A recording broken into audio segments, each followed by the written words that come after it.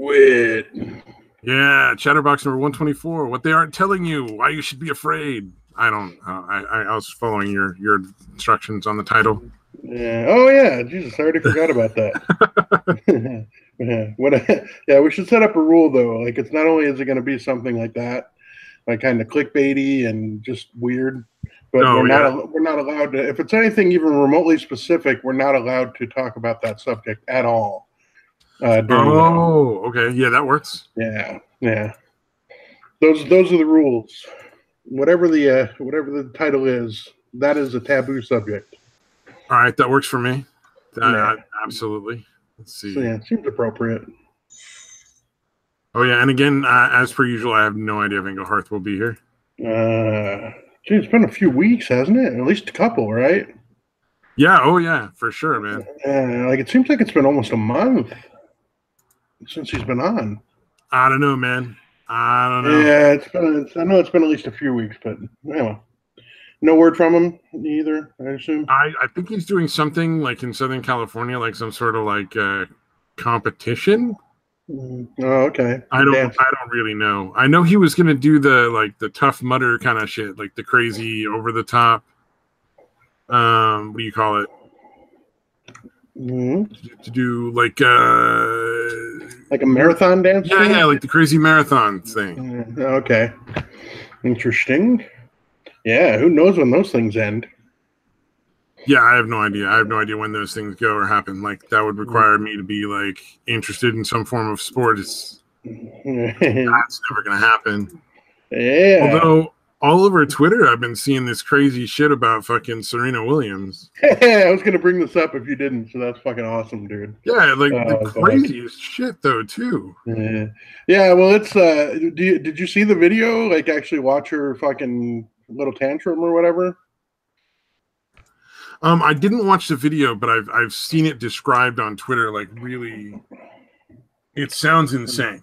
Yeah. Well, it is pretty crazy. I mean, at first it's really not. Like, you can tell she's like definitely overly emotional and like pissed off, obviously, at the fucking dude for giving her point away or whatever.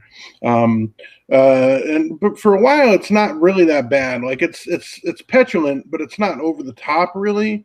But at some point she goes into, I have a daughter. I would never cheat. I don't have to cheat. I have a daughter, and I'm a woman. Yeah. Well, apparently it's something that happens, and it's just ignored. I don't know how true that is. Not by that umpire. Yeah, no, I saw the hand gestures, and they're like, because somebody was trying to say he was just giving him a thumbs up. Like, no, that was obviously a fucking signal. So, but dude, the crazy thing was she was trying to claim it was because she was a fucking woman, which I'm surprised she never played the race card. It looked like she was so close to doing it. She tried the sexist card, I think. Yeah, she absolutely did, dude.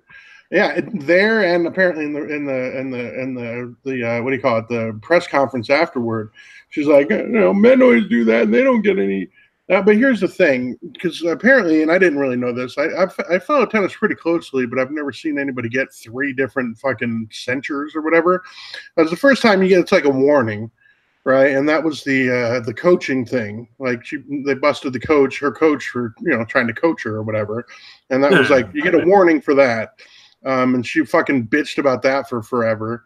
But nothing really happens at that point. The second time, the other person gets a point. So basically, at the end of one set, one thing where she lost, she got pissed off and fucking smacks her racket into the ground and breaks her racket. And so, like, I guess there's something called racket abuse for some reason. Like, it's pretty stupid, but it is a rule. So she gets a second thing, which is, again, the other person gets awarded a point.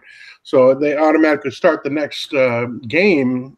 She starts the next game down 15-love. So she's pissed off about that. And then, like, during the changeovers, yeah, and that's it. The whole time she's acting like she's just so incensed that she's being accused of cheating, which again everybody does it, but so that's not a big deal, but to me, in my mind. But the fact that she's trying to claim that she didn't do it, like, okay, everybody does it, and you're trying to pretend like you're some moral fucking high authority that you don't cheat, and all this other shit. But yeah, it's like, dude, your coach said that everybody does it. He's not even trying to fucking say he didn't do it. But then like she calls him a fucking thief and says that he stole the point from her. And she literally gives her for harassing him, he gives her a third strike or whatever, which gives an entire game to the other person. So not just a point, but an entire game, which is, again, you played a 6, per set or whatever.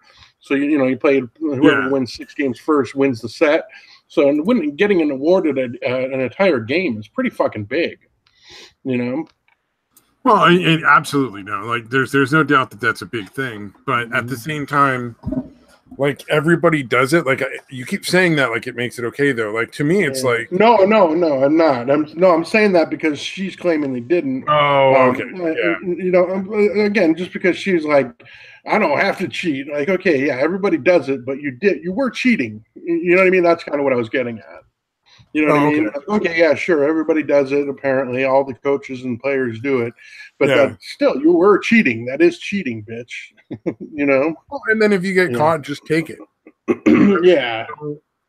Don't bitch about it. Like, you knew you weren't supposed to do it. You did it anyway. You took a risk. And everybody, a lot of people in that, I guess, do that. I don't watch tennis, so I have no fucking clue. Yeah, again, I used to back in the Sampras and Agassi days, but yeah, it's been that's 20 years ago or whatever. Yeah, it's been a while. There was that Latin or Italian chick that fucking grunted a lot. Monica Seles, something like that. I think I watched a couple games when she was really well known, or everybody was rooting for her or something. Yeah, she's the one that got stabbed in the back by a fucking deranged fan. Oh, dude, did she die? No. Oh, okay. No, she was just out for a while. Yeah.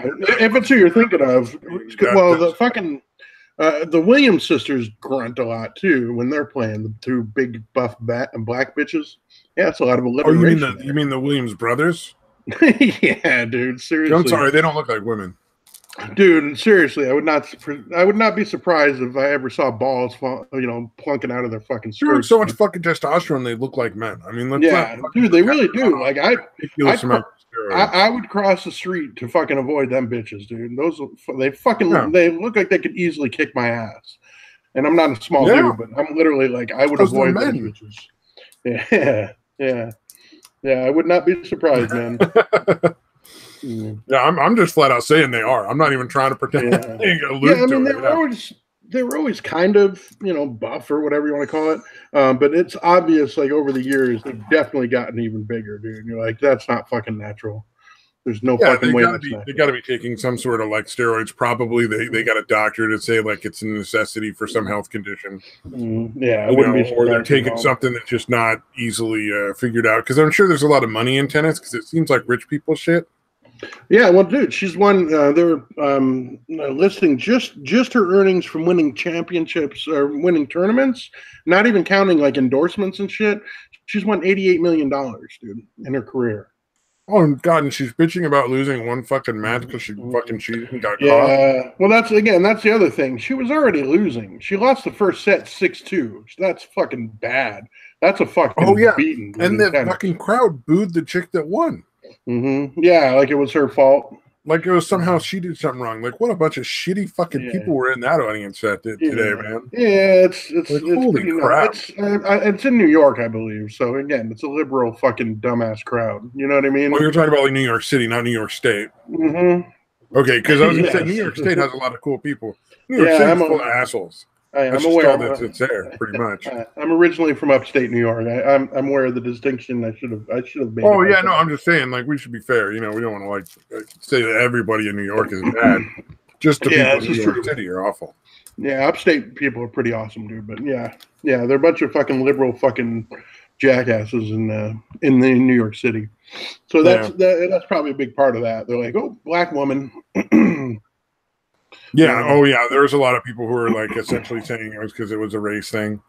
Yeah, which is again, it's surprising that Serena didn't go there. Although she still may. She still call her might. Sammy. No, I said Sabrina instead of Serena. Oh, I know, but I'm just saying, can we just call her like Sam? Sam, yeah. There you go. Yeah. I'm not. Mr. Williams. At some point, it's going to get funny. I'm sure it is. I swear to you. It'll be like 2 minutes before we sign off. I'll be like, Serena Williams is a man. It'll just be like all it is. It finally came around. I get it now. Then people will laugh. Then the laughter begins. Yeah. Comment in the comments, people, once it's funny. Oh, there's nobody watching. We're on our own. No, I mean the replay watchers. Once it gets funny, if it does get funny at any point, I want you guys to comment in the after comments. See, now nobody's going to comment, even if it is funny. That's the best part of that. Like, they're gonna just be like, "Oh, fuck that dude." Fuck him. I don't care if it is funny. I'm going to comment now. Serena Williams is a man. She is a buff dude. Yeah, that's a trip. That's so shitty that they all fucking shit on the fucking lady that won. Because she's like, apparently she idolized Serena Williams and was like really looking forward to getting to play against somebody that she'd looked up to her whole life. And like her motivation for playing tennis, and then her motivation for playing tennis turns out to be a shitty asshole. Yeah, that couldn't handle the fact that she, realized that she wasn't going to win and tried to make it about something else. Yeah, that's pretty much what happened, dude. Yeah, it really seemed that way. Like she was like, "Oh, I'm going to make this excuse for why I'm not going to win this thing. It's this judge's fault. The line judge's fault." That's such a big problem with a lot of the fucking the younger generation now. Is just that fucking it's never that you just lost, man. Yeah, it's always got to be an excuse. It's like we're manufacturing fucking narcissists and fucking borderlines. Dude. Well, okay. And this is annoying because I always talk about Sea of Thieves, but whenever I'm playing with people, it's weird to me that they think I'm being like, I don't know, shitty or something when I try to figure out why we lost. So if a boat sinks us or we lose something, I try to figure out what they were doing different. Right. But what were their tactics? Yeah, and I'll try to like talk to the other people that I was sailing with on the boat and be like, all right, so let's try to figure out how they won. Because next time I want to fucking win. Yeah, what's their pushback on that? I don't know. Everyone just thinks like, oh, don't worry, you don't have to don't worry about it. Don't stress yourself. Sometimes you just lose. It's like, well, yeah, but if I don't fucking figure out why I lost, then I can never improve. Yeah, it's like, sometimes you just lose, and sometimes you get beat by superior tactics. Yeah. So you want to see what those are. Yeah. Like everybody's off the boat doing something on an island, and they come up and fucking shoot the boat when no one's there. Yeah, and it doesn't really obviously just leave somebody on watch. Right. But if you lose and you're putting, you didn't do anything wrong, really. You want to know what the hell they did to win. Yeah.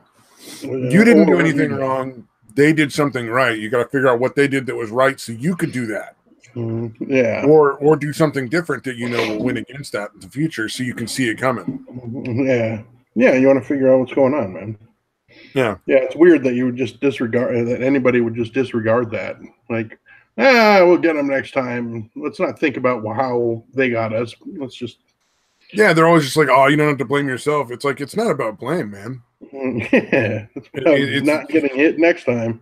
Yeah, but it's mostly the younger people that are like that. The older people are generally like, oh yeah, and then they start talking about it. Yeah. You actually talk it out, like what the fuck happened. Yeah, it's crazy. And it seems like the younger people just don't want to fucking deal with I don't know, they can't handle it, so they can't think about it or something. I don't know. It's weird. Yeah, they don't want to acknowledge it anymore. It's painful for them to admit that they lost, so they just want to ignore it. Essentially, you know what I mean? Yeah, maybe that's what it is. Yeah, exactly. It's just, I don't know. It seems weird to me. Yeah, it's pretty fucking bizarre. Like when I played Little League and stuff, it would be that would be one of the things the coach would talk about. If you lose a game, it's and this is almost it was just barely beginning to have that participation horse shit. No, Like I remember one year I got a fucking trophy for being the most improved player because everybody on the fucking team got trophies. Yeah. Oh, wow. And I was telling my mom, I'm like, this is bullshit. Yeah. Like I'm a little fucking kid, and I'm like, this is nonsense. I didn't fucking earn a trophy.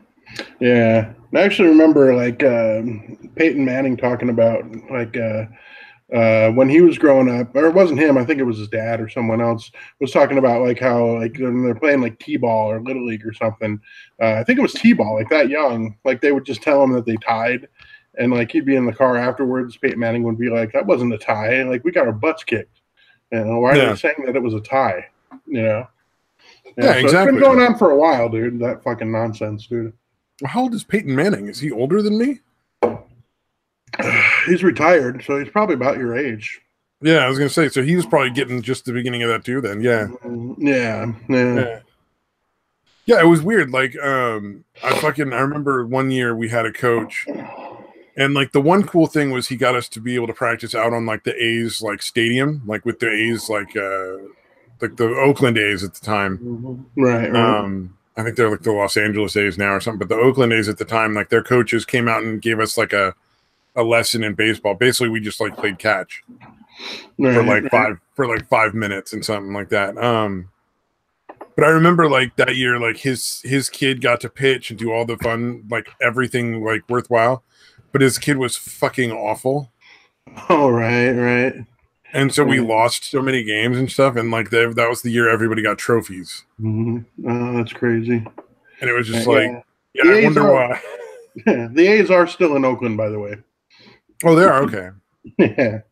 Yeah, they're not like the Raiders. I think the Raiders are leaving town, but not. Oh, yeah, the Raiders are leaving Oakland. Yeah, but they're apparently like one of the shittier clubs, I guess. What, the A's? No, the Raiders. Aren't they like awful or something? No. Like they have like the most fouls and like the most like unsportsmanlike play. Yeah, that's been the case almost during their entire existence. But I think don't they have like people like throw shit on the field all the time during Raiders games? Oh yeah, the stadium's fucking vicious, dude.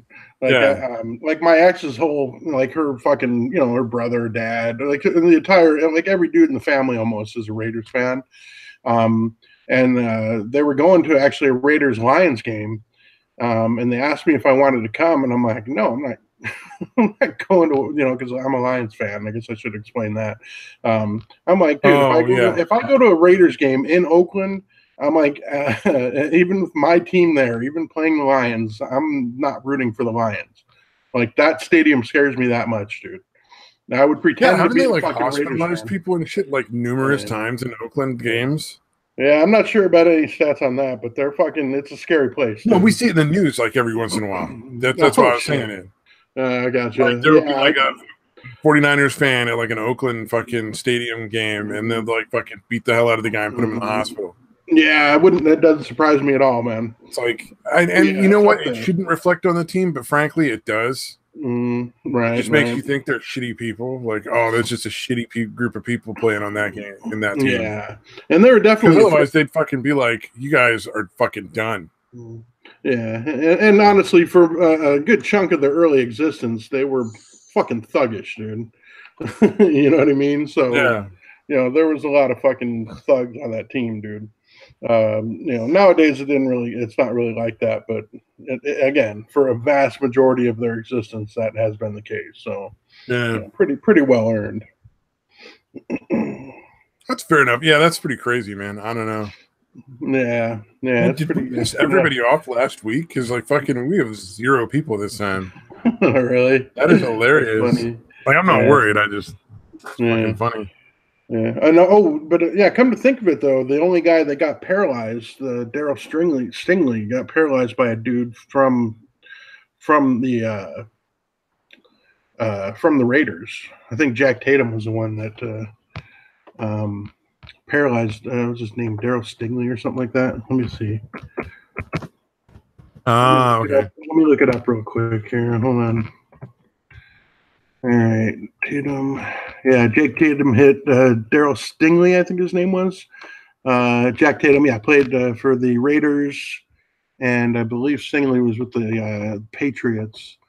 And the only one so far that actually got paralyzed in a game from a hit like that. Yeah, although that's not true, I guess. There's been other people paralyzed. A couple people from the Lions, actually. Mike Utley got paralyzed, but he walked again. Trying to think of the other one. There was a linebacker that had something like that happen to him, too. But not actually paralyzed, I guess. So, but yeah, it was like a fucking vicious hit, dude. Fucking knocked the guy out. Fucking paralyzed him, dude. That's pretty fucking intense, man. Yeah, it's pretty nuts, dude.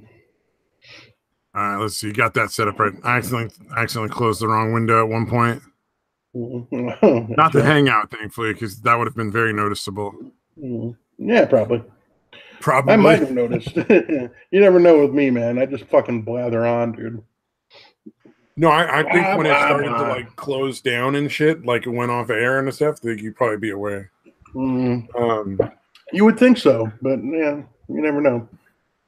Yeah, well, we usually have. Well, I just realized it because we usually have one viewer and not zero, and it's because it's me watching. Oh, right. With the chat and everything, because that's the only way to do the chat. Like, I still find it weird that you can't see and interact with the chat from just the regular Google Hangouts window. Yeah, that is pretty bizarre, dude. Yeah, I guess you could do like overlays and shit, and then it all appears in one fucking window. Right. I don't know. Yeah, I don't know how that works. I'm not that fucking smart. Yeah, I've never messed with any of that either, obviously. Who knows? Well, I think to do that, you got to have some of the programs that actually cost like money. So there's a few of them, and they're all subscriptions. Oh, so gotcha. I'm supposed to fucking subscribe to some program and like pay them a monthly fee to work it.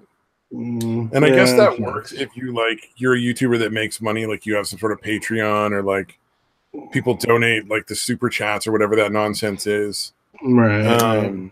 Yeah, some kind of income. Yeah, if you got some income from it, then it makes sense. But like, I'm just doing this shit for fun. I'm not paying $30 a month to fucking broadcast.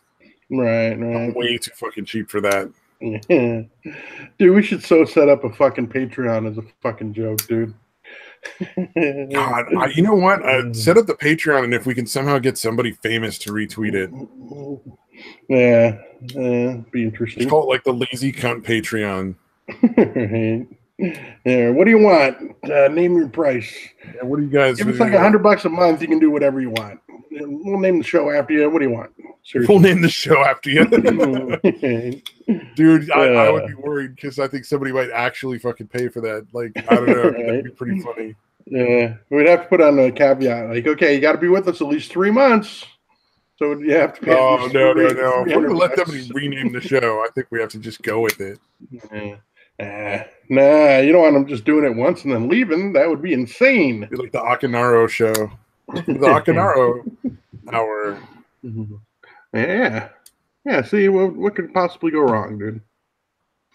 Yeah, really. You know what? Like, what if we promised? Do you think if we promised sexual favors, that would work? Yeah, I could do that. Oh yeah, it'd have to be at their expense, though. You know, that should hopefully snag it up. And the very fine print would be like, you have to figure out. You got to get where we live, and we're not going to tell you where that is. You got to figure that out on your own. You got to find us on your own. Yeah. And you got to make accommodations to get yourself there. You know, all that. So good luck. Funny. If you somehow magically show up at our house, we'll fucking blow you. How's that? Now the fucking problem is, you say that shit, and then fucking at one point you go to your room in the night, you're ready to go to bed, and there's some fucking dude there with like a gun and a dick. Right. You know, and he's like, I paid, I got myself here. It's time to fucking pay up. Which one of these are you swallowing? My cock or this bullet? Yeah, exacally.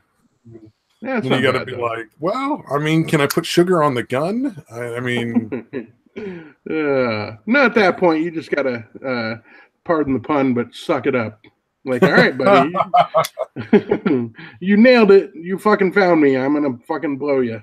It's gonna be awful because I've never done this, but if you want it, yeah, try to tears. Hopefully the tears add that much needed lubrication.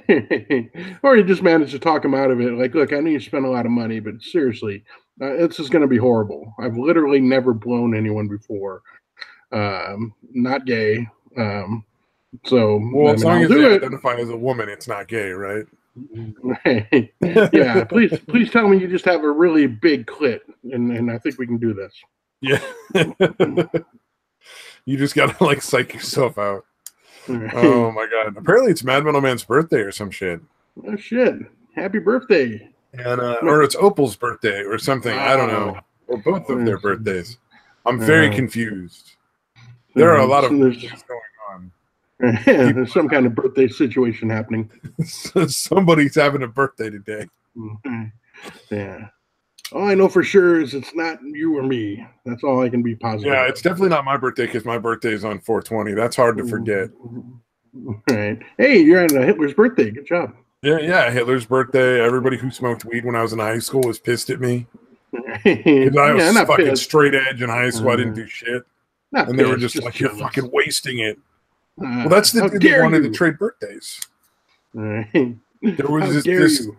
this stoner dude, this black stoner kid, and he was like, "You're fucking wasting it." I'm like, "All right," and he's like, "Fucking, well, give it to me then."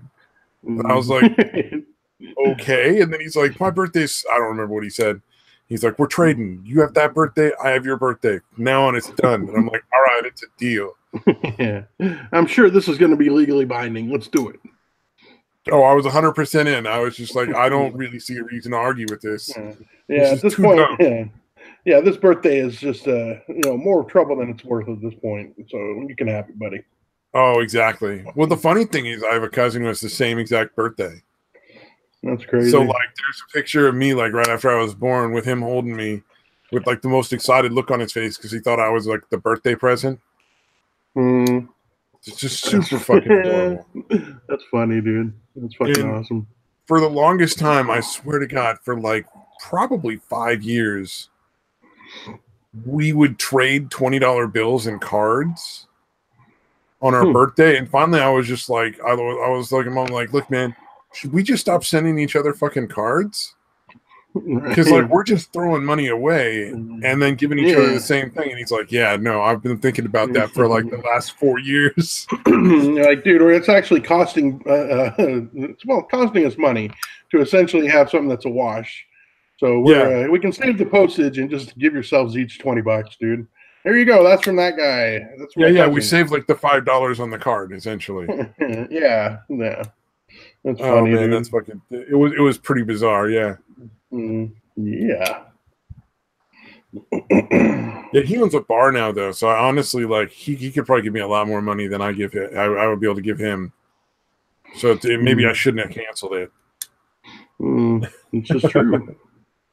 although to be fair, I did call this fucking divorce. Oh Jesus! Wait, to him or to other people? Yeah.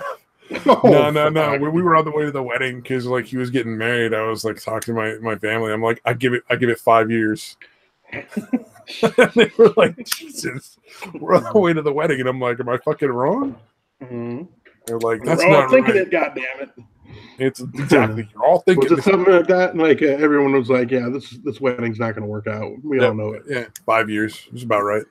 Right. Give or take a couple of months. Yeah, there should be some kind of rule or law or whatever. Like if it doesn't make it 5 years, you got to give back the gifts. Yeah, exactly. Right. Maybe 5's too much. At least 3 years. They were both really pretty. Like to be clear, like I may be ugly as sin, but my cousin could have been a model. I mean, he was ridiculously good looking. And then this girl was also like ridiculously good looking, and like fucking when they had their kid, she looked like she swallowed a basketball for like a month, and then was back to like fucking like perfect shape. Yeah, Jesus. Like, and she was like a half Hawaiian chick, like half Polynesian, and he was like he's half black, and so like they both were just like ridiculously attractive, and I think that's all it was. Like they just felt like they should be together because they looked good together. Yeah, right. Like no, we just have to. We're too pretty not to be together.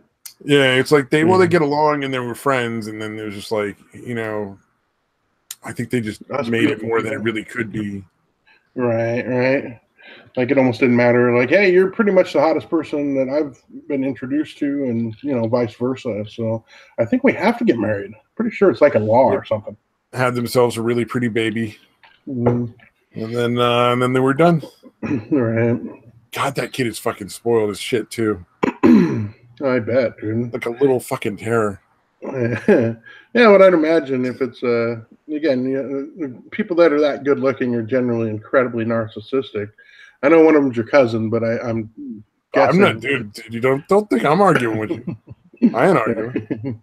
I love the dude, but yeah, no, it's not wrong. Yeah. Actually, you know what? I gotta be fair. He's not that narcissistic. Maybe a little tiny bit. But overall, he's a genuinely decent person. Mm. But yeah, he's also even without being narcissistic, I think they still have different life experiences that kind of lend themselves to. No, there's still like the oblivious sort of narcissism. Like, don't get me wrong, there's a little, like, don't, like, for sure. Right. It could be a lot worse. Right. Yeah, all things considered, you could expect them to be much worse. Yeah.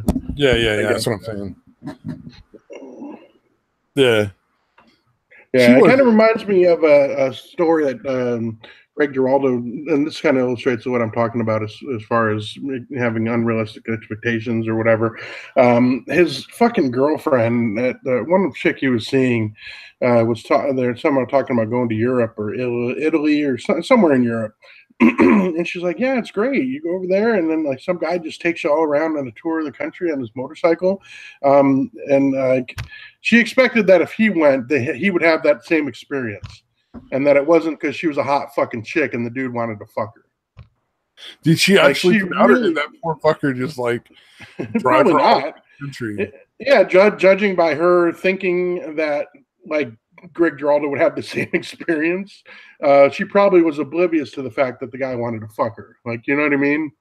So I wouldn't be surprised if she didn't put out to the dude that fucking dragged her around the whole fucking country. But yeah, that's the kind of thing. Like, again, really attractive people don't understand that experience isn't the same for anybody, and that would be more for attractive women more than even attractive men. But, yeah, I mean, like the chick my roommate, the guy that was like a total douchebag, he took some chick that he was really into who was not at all into him to New York, and at least she was walking around the hotel room in like a see-through shirt and showing off some titties. Right. Like she wasn't gonna bang him, but she was at least showing off a little titty or something. I mean, like, yeah, at least giving him something to fucking spank it to. Shit. Yeah, I mean, he was trying to get into her pants, and that's a hell of a gesture.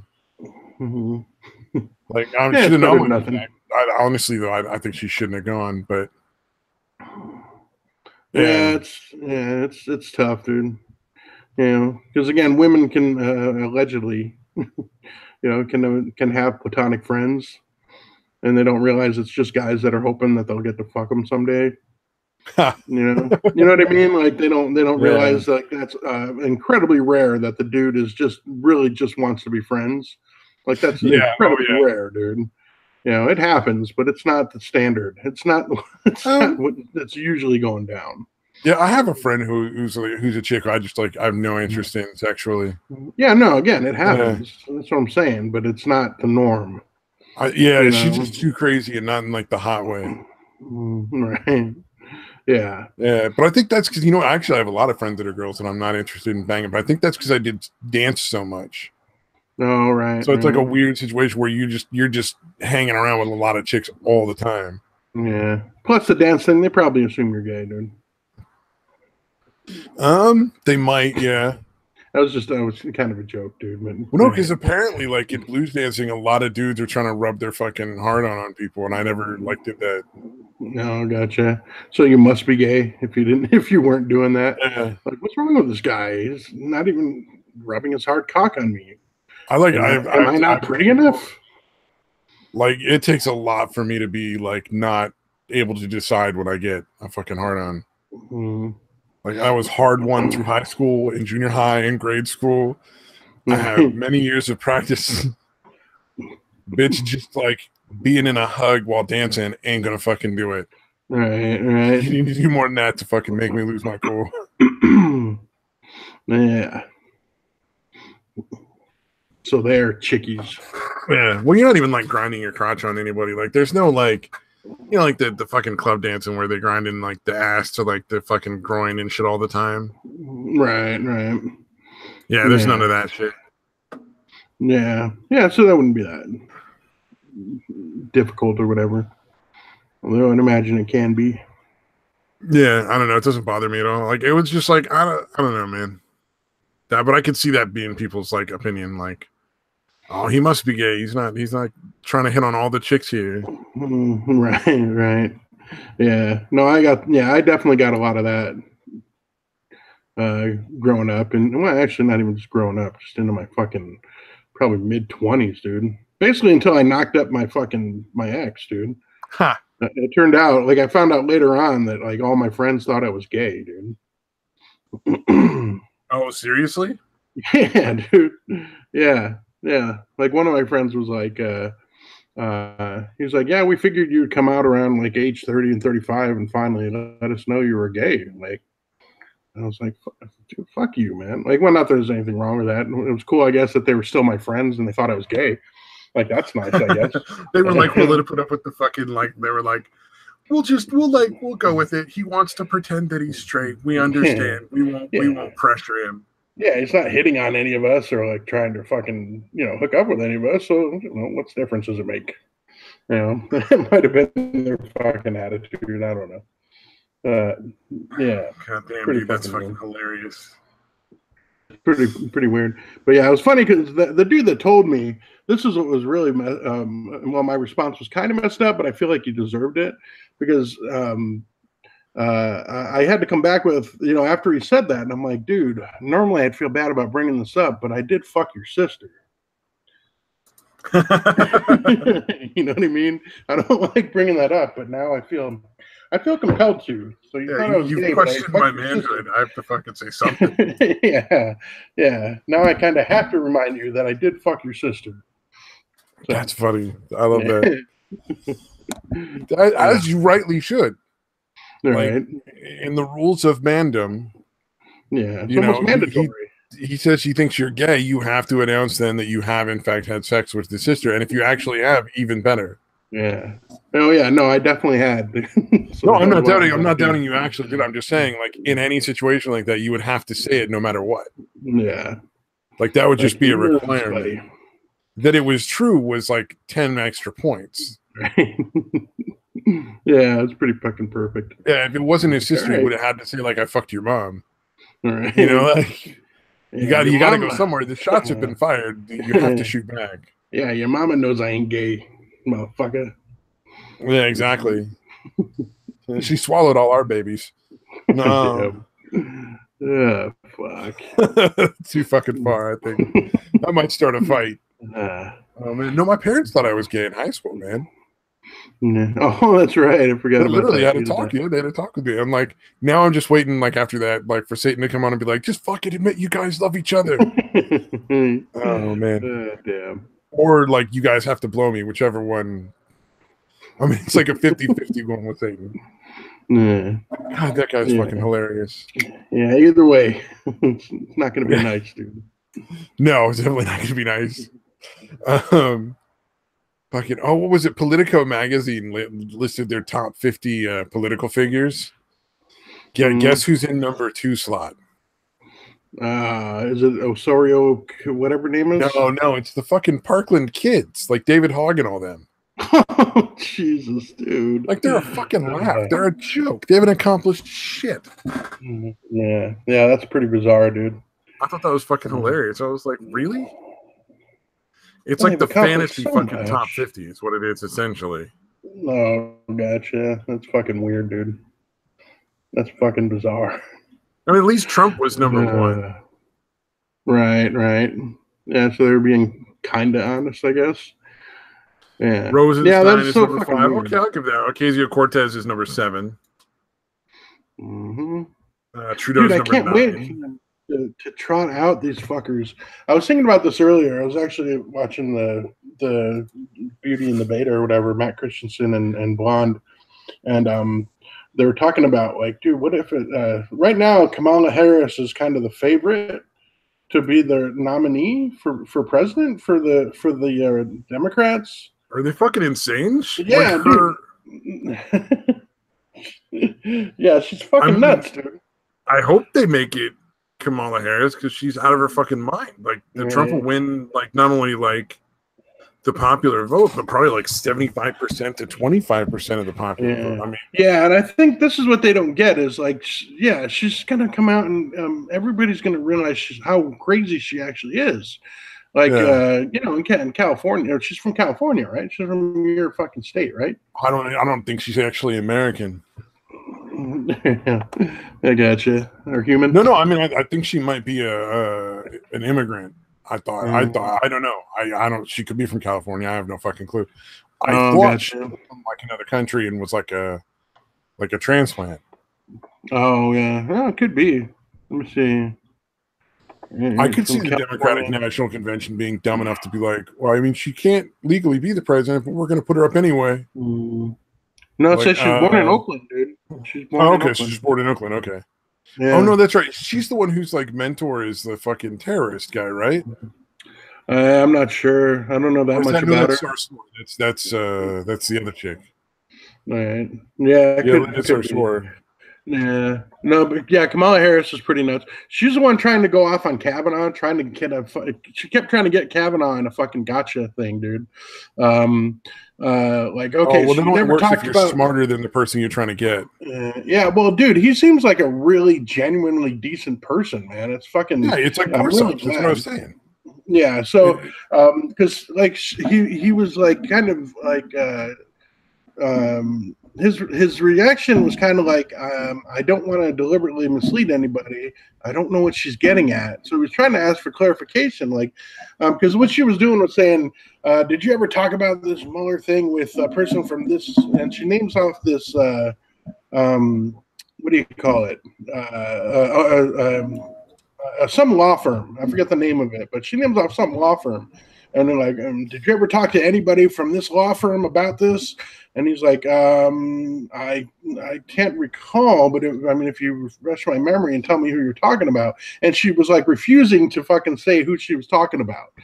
You know what I mean? Like she wouldn't just say. That doesn't even make sense. Like, why would he not talk to somebody from a law firm about? I don't know what she was getting at, but she was just trying to make it look like he was being evasive when he wouldn't. He's a fucking lawyer. He's going to be really careful about answering questions like that. You know what I mean? Because you can, in his mind, because I understand this mindset because I try to employ it a lot of times too, is in his mind he's thinking, oh shit, I might have talked to somebody from that law firm that I can't recall. You know what I mean? So I want to find out who the fuck it is before I answer that question. Like again, the whole time she never fucking told him, right? And this is the kind of dude he is. He actually went and fucking researched it and looked to see who was at that law firm and came back and said, yeah, I've never talked to anybody from that law firm about it. He's like, I'm friends with this one guy. I did not talk with him about it. You know, like he actually fucking followed up on it to see. But why would that matter? Like, it did. I don't think it did. I think she was just trying to make him look like he was being evasive, unnecessarily evasive, to try to make him look bad. He's a judge and a lawyer. So why would somebody seeking his opinion on a case or in any kind of situation be weird or inappropriate? Yeah, no, it was pretty ridiculous. Supposed to adjudicate. Like it's different if like the fucking defense or the prosecuting attorney in one of his fucking trials is like, hey man, what do I need to do to win? And he's like, oh, here's what you got to do, baby. Like that's a whole different fucking thing. But if it's just some rando from some fucking law firm who's like, hey, what do you think about this whole Trump investigation shit? Yeah, and he's like, oh yeah, I think this is whatever. Gives his legal opinion. Yeah, but it's just the fact that she knew exactly what she was doing. She knew exactly how he was going to respond. Again, she was asking it deliberately to try to trap him and make him look bad. That's like Booker, like asking fucking, I'm going to release all these documents that have already been okayed for release. Yeah, that was fucking awesome. Did you see what was really funny about that is even Anderson Cooper, like super leftist guy, fucking wouldn't let him off the hook about that, dude. That I found fucking awesome, dude. You can't pretend you did something horrible when you didn't actually break any rules because you're a giant pussy. Yeah, was I'm a fucking grandstanding for maverick. no fucking reason. Yeah, dude. But just the fact that like even Anderson Cooper couldn't fucking deny that the dude didn't come anywhere near doing anything wrong. In fact, had done it exactly by the book. Absolutely do it. His fucking people were notified like a day in advance. Yeah, and they kept trying to spin it. He's like, no, not by 4 a.m. or whatever fucking time that it was fucking released. Like, dude, shut up. We all know you're full of shit, buddy. Yeah. We all know that you didn't do anything that would warrant anything like and then, bad of course, like to some you. idiot fucking Republican dude was like, I think he should be removed from Congress. Like, tried to fucking initiate like proceedings or something like that, or was not initiate, but like just calling him out, like, and it was like, don't fucking fall into his nonsense. Yeah, you're doing exactly what he wants you to do. Yeah.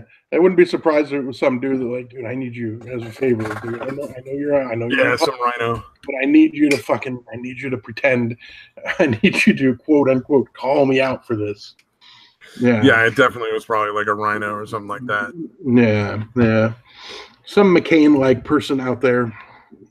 Oh yeah, for sure. Yeah, like McCain would have been happy to. I got your back. I don't care. I don't like the Republicans anyway. You know, this brain tumor is telling me that all these Republicans are just rotten.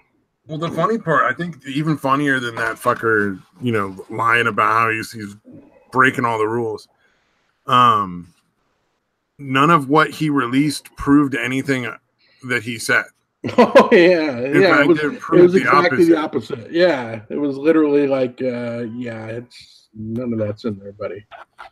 Yeah, as it turns out, Kavanaugh is actually a pretty good judge and pretty fair and honest and actually respects the law, which is why Trump nominated him, because that's what Trump has been talking about the entire fucking time when he's nominating justices. He's been saying, like, we should not be nominating biased judges. We should be nominating judges who just want to follow the Constitution. That should be the only real requirement.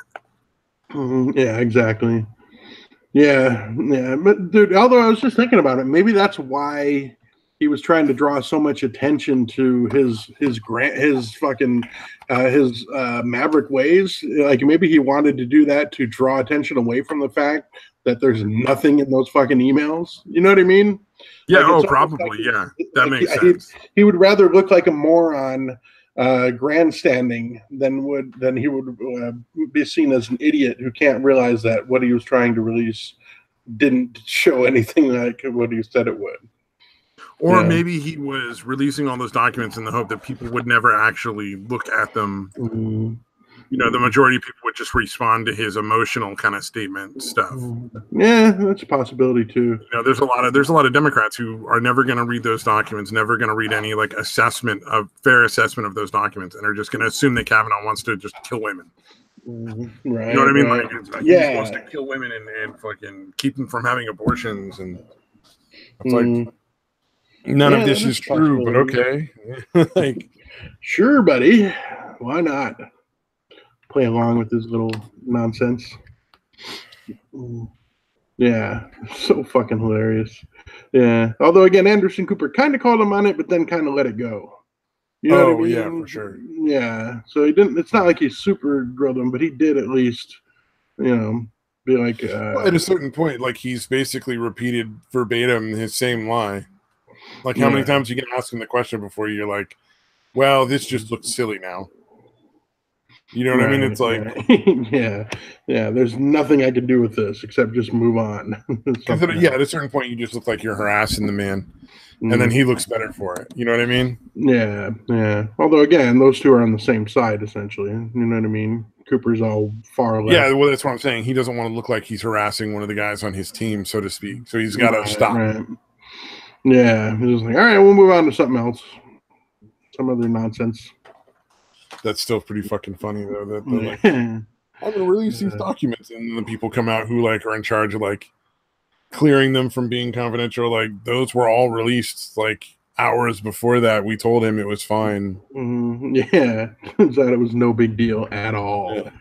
Yeah. What he's talking about doing though is an extremely inappropriate thing though, Yeah. I mean, keep in mind, some of the stuff might be confidential for reasons that have nothing to do with Kavanaugh's being it could fit be or not being a it could be Supreme Court some judge. national security thing, or whatever. Or it could be like somebody else's private information about like their own personal case, like, that's sealed because it needs to remain sealed for that person's safety or somebody's business or something like that. Like those things, there's a fair point to say, look, the general public doesn't need to know every single case unless it's relevant to his being fit to be on the stand, like somebody else's privacy trumps that release of information. Right. Or should in a lot of cases. Yeah, no, it was pretty ridiculous all around. Like, dude, fucking, just go away, man. Fucking but I'm pretty sure he's gonna be appointed at the end of the month. He's gonna be one of the judges. Yeah, most the next Supreme Court judge, and it's a really good thing because that puts two constitutionalists on there who are not really super biased conservative or liberal. Yeah. You don't want political judges on the Supreme Court. You want judges who are there to uphold the law. Yeah. That's it. Yeah, and nobody from the Ninth Circuit. They should all be disqualified, dude. Yeah, for sure. Although they ruled that open carry is a constitutional right in a hearing not long ago. So in California, Oregon, Washington, Hawaii, technically open carry is going to be legal on the 16th of September everywhere.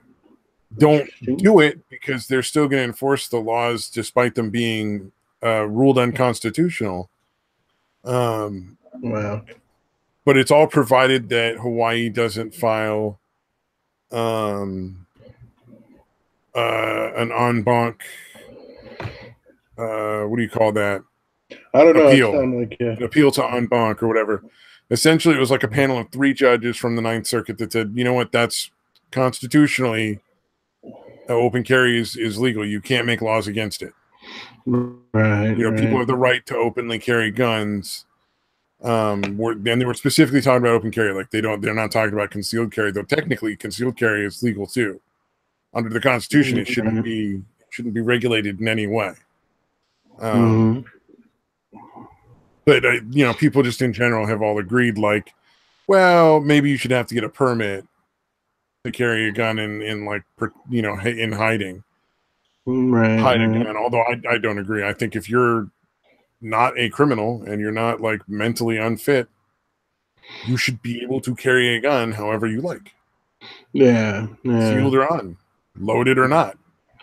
Yeah. It seems like if you're carrying a gun, I almost think you should have to fucking not conceal it, dude. Or not have to, but like I would almost prefer it. Like then like who's carrying. But I mean, the thing is, if people that are like law-abiding citizens, they're not just going to go randomly shoot people. So I'm not concerned about them having a gun that I don't see. Yeah, this is true too. Yeah. Again, obviously, occasionally you're going to get somebody that just hasn't broken the law enough yet that might slip. Yeah, no, I understand. I understand the concern. No, yeah. I just think that the Constitution should trump that. Mm-hmm. Yeah, no, absolutely. It's going to be unfortunate that there's going to be fucking shitty things that happen like that. But again, we'll have to see how this goes. Crazy people. Yeah, we'll have to see how this goes because the guy doing the case is essentially trying for everything. Like the ability to own any gun, no restrictions on what kind of gun you can own, no restrictions on open or concealed carry. And this court ruled that the open carry was constitutional, so it's going to go to en banc, which is like it was a three judge panel, and en banc is it's going to be like a 9 judge panel. Essentially, kick it back to the Ninth Circuit, and they're gonna check it again with more judges. Oh, gotcha. White House, I think till the 14th or something of this month to file an appeal for en banc review. It'll be So, interesting. like it's not, it's going to get thrown. It's going to get kicked back down, or it's going to get kicked to a higher court. It's all just ways to like avoid it, because at the end of the day, open carry is a constitutional right, and it can't be denied if you follow the actual laws. Right. So as soon as it gets to the Supreme Court will dismiss anything that prevents open carry. So they're just delaying it and going through as many trial processes as possible before it's finally made like that you can just carry a gun whenever you want, as long as it's open carry in California. Yeah. I think some states like you can open carry. It'd probably be like open carry, but you have to carry the ammunition on like the other side of your belt. All right. You've never seen that? Like that's fucking. That's the one I think is funny. Like open carry, but you can't have a loaded gun, but you can have bullets on the opposite side of your belt from your gun. Oh wow, that's fucking that'll save people. Yeah. Well, that's the thing. The whole point of having people allowed to carry guns is, the police can't be there right away. Right. So if there's a like a shooting incident, if 50% of the people in the crowd are armed, number one, that guy's going to think about that twice. Right. And number two, they might take him down before he gets anywhere near as many people as he could have if nobody was armed. Yeah, well, no, this is why, again, almost all shootings or mass shootings happen in gun-free zones. Yeah. And generally, when shit goes down in like Texas or something, even if it's in a gun-free zone, there's somebody nearby. Most likely, there's going to be someone pretty close that's going to have fucking weapons on them. Oh yeah, for sure. Yeah, wasn't that what? Wasn't that church shooting? Where did that one church shooting happen where the dude tracked him down? A dude that was outside ended up tracking the dude down. I can't remember. It was one of the. I think it was one of that church shooting. Fuck, I can't remember. But there was a dude that. Yeah, it probably, but I can't be 100%. But yeah, literally the dude was like fucking like shooting at the guy that was on a rampage or whatever, and ended up tracking him down or whatever. Yeah. Basically, like disarming him. All right. Yeah. Got the guy to drop his gun and like run away. Yeah. So essentially, avoiding potentially much bigger loss of life. Yeah. Well, they never report on that kind of stuff because it doesn't like further the narrative. Right. And if we're not pushing the narrative, then we're not saying the right thing. So it's like you can't do that. And the number of people who've been shot prior to being able to commit a mass shooter incident because of armed people is actually pretty high.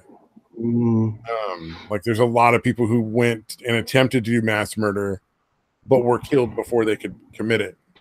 Right. Armed citizens, and they don't want to talk about that because the reality is, if a bad guy has a gun, the best thing to stop that bad guy is a good guy with a gun. Like at that point, you're not going to like tackle him with a fucking rock or like stab him with a knife. It's going to take somebody else with a gun to shoot the guy. Yeah. It's going to be hard to rush somebody with a gun, no matter how many people you are, dude. Yeah, exactly. Yeah. And again, how many people want to rush the guy and not just fucking hide?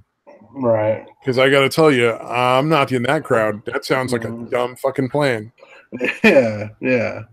Y'all soak up as many bullets as you can. I'm going to hide under somebody and put blood on me. Right. Yeah. I'll try to hit him from behind or maybe trip him up a little, laying on the ground like I'm dead. But beyond that, I'm out of this shit. Yeah. Yeah. It would be crazy, man. Because, trying to rush somebody with a gun. Yeah, it's just fucking suicide, man.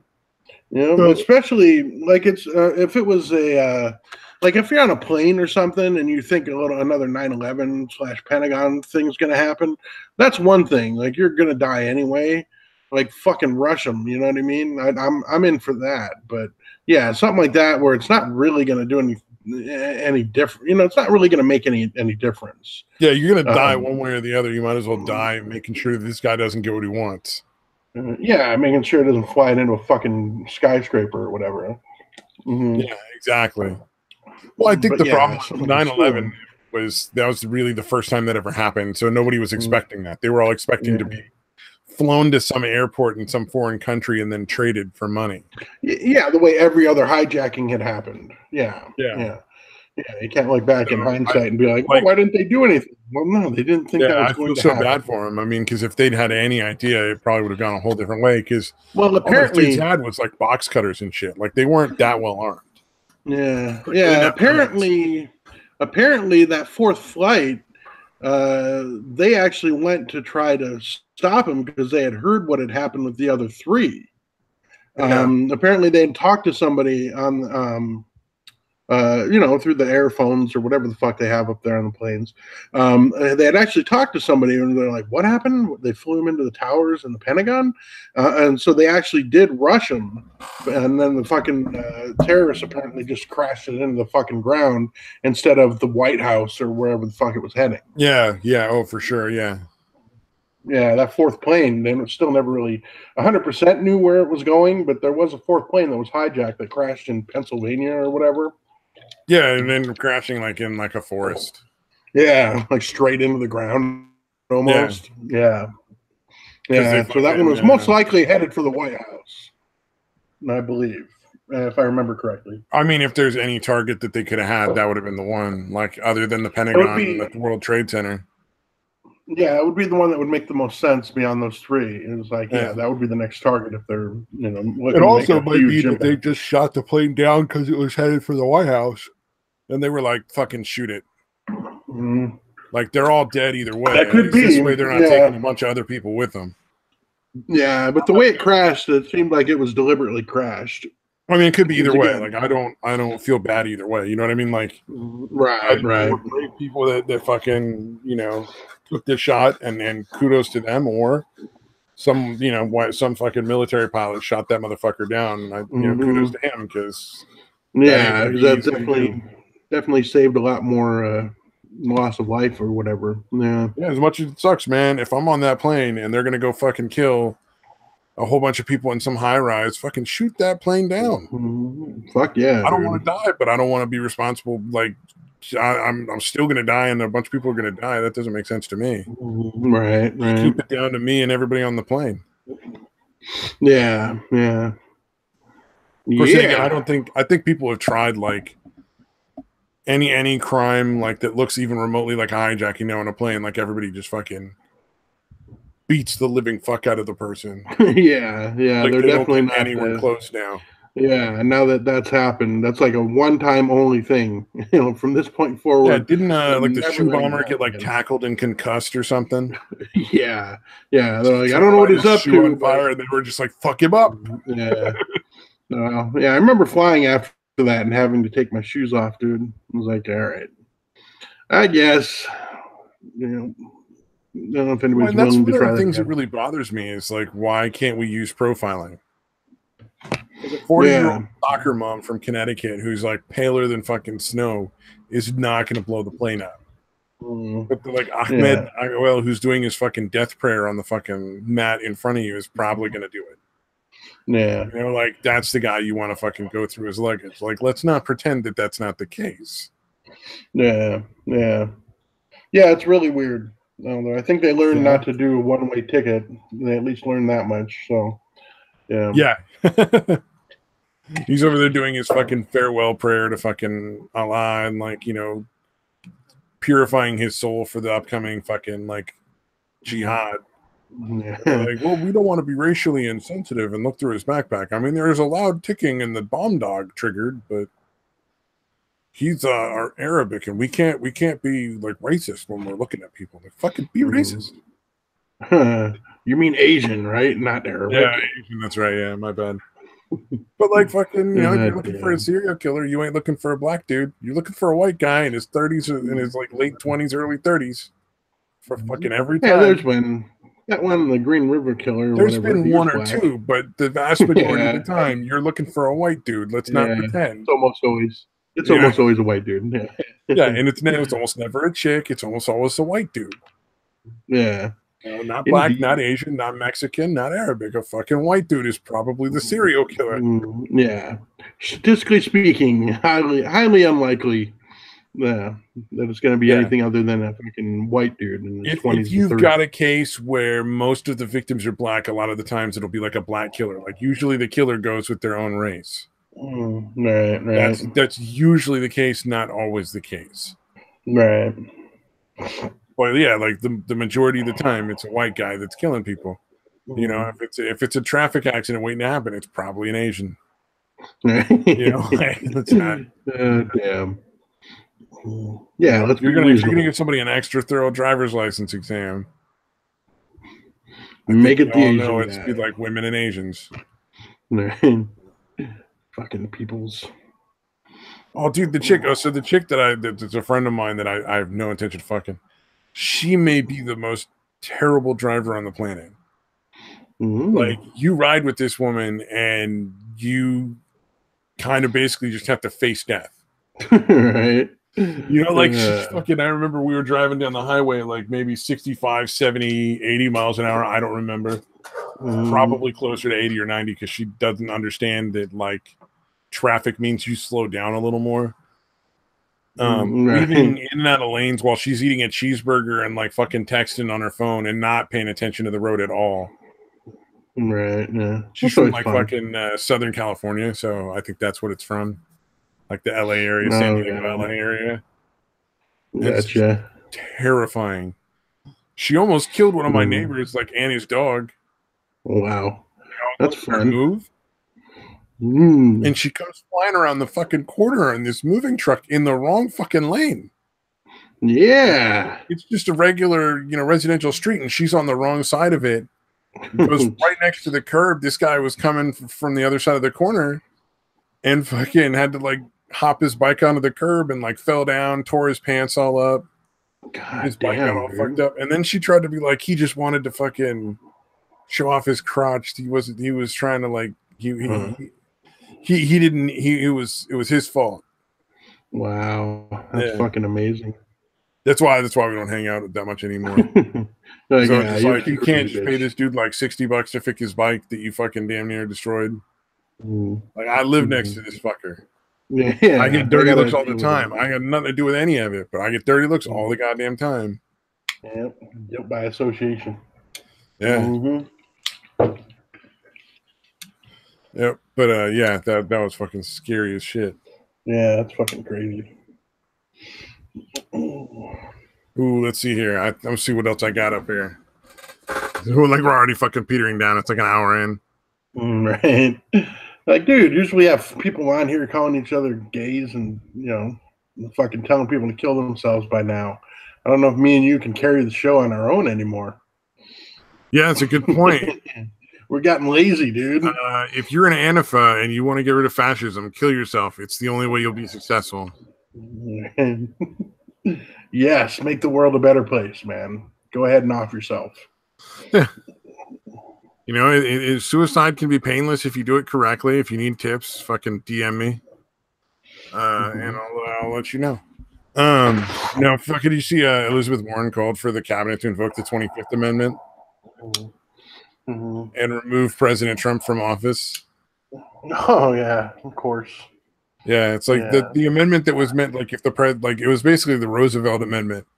Like, so if the president's all stroked out and fucked up and can't fucking do anything, they can basically just be like, all right, let's get this fuck out.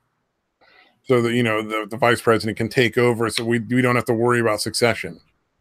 Right. You know what I mean? Like the vice president moves up to president and then he fucking appoints a new vice president and everything like that.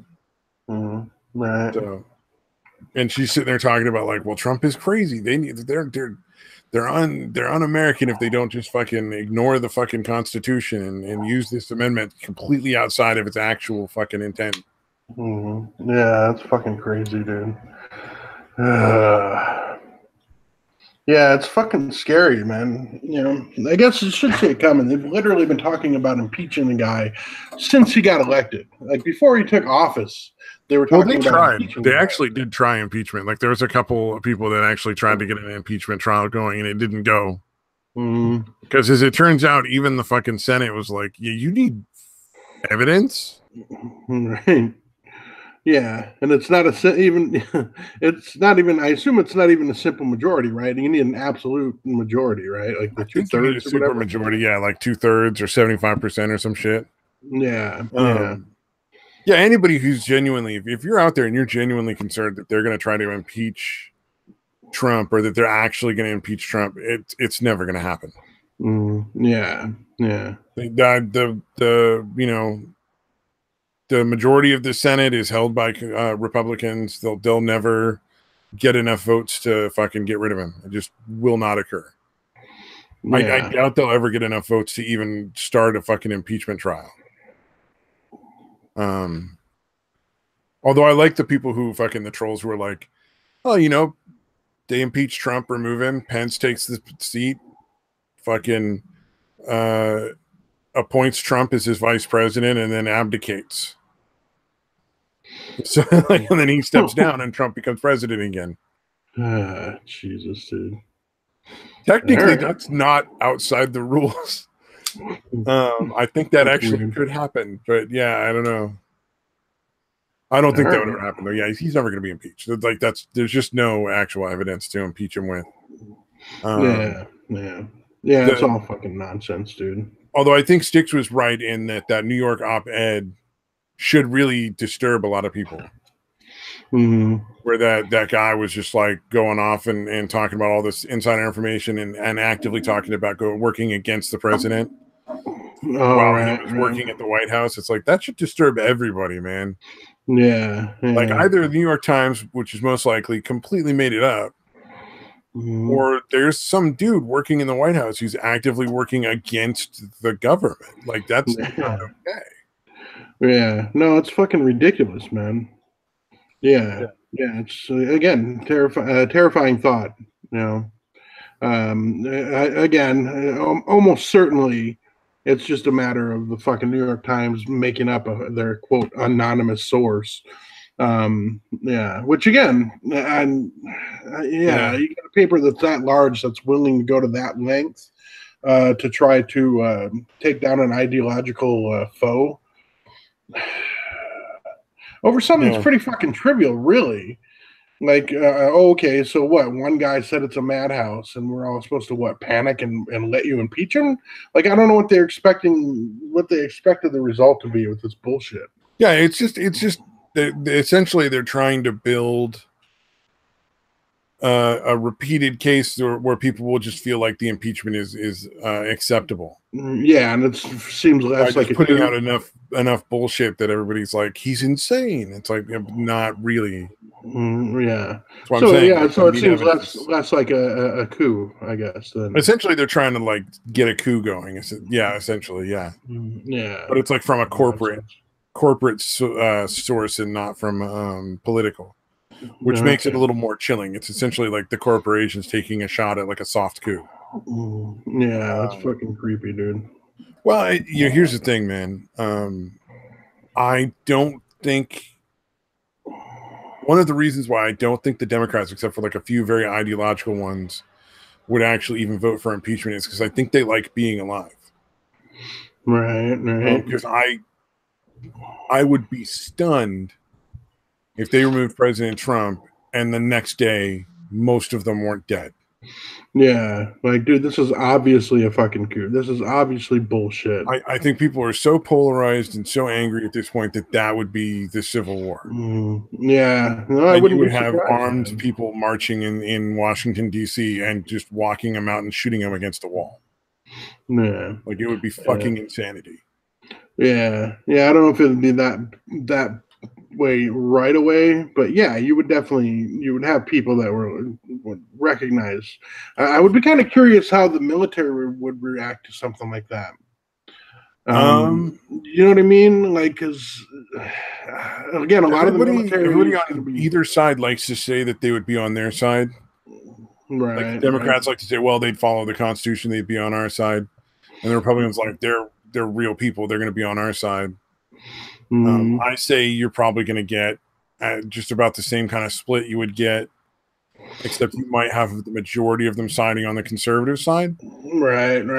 it's really tough. It would really depend on the command structure. Yeah. Like where did the generals side would be a big part of how many soldiers sided on which side of that fence. Yeah.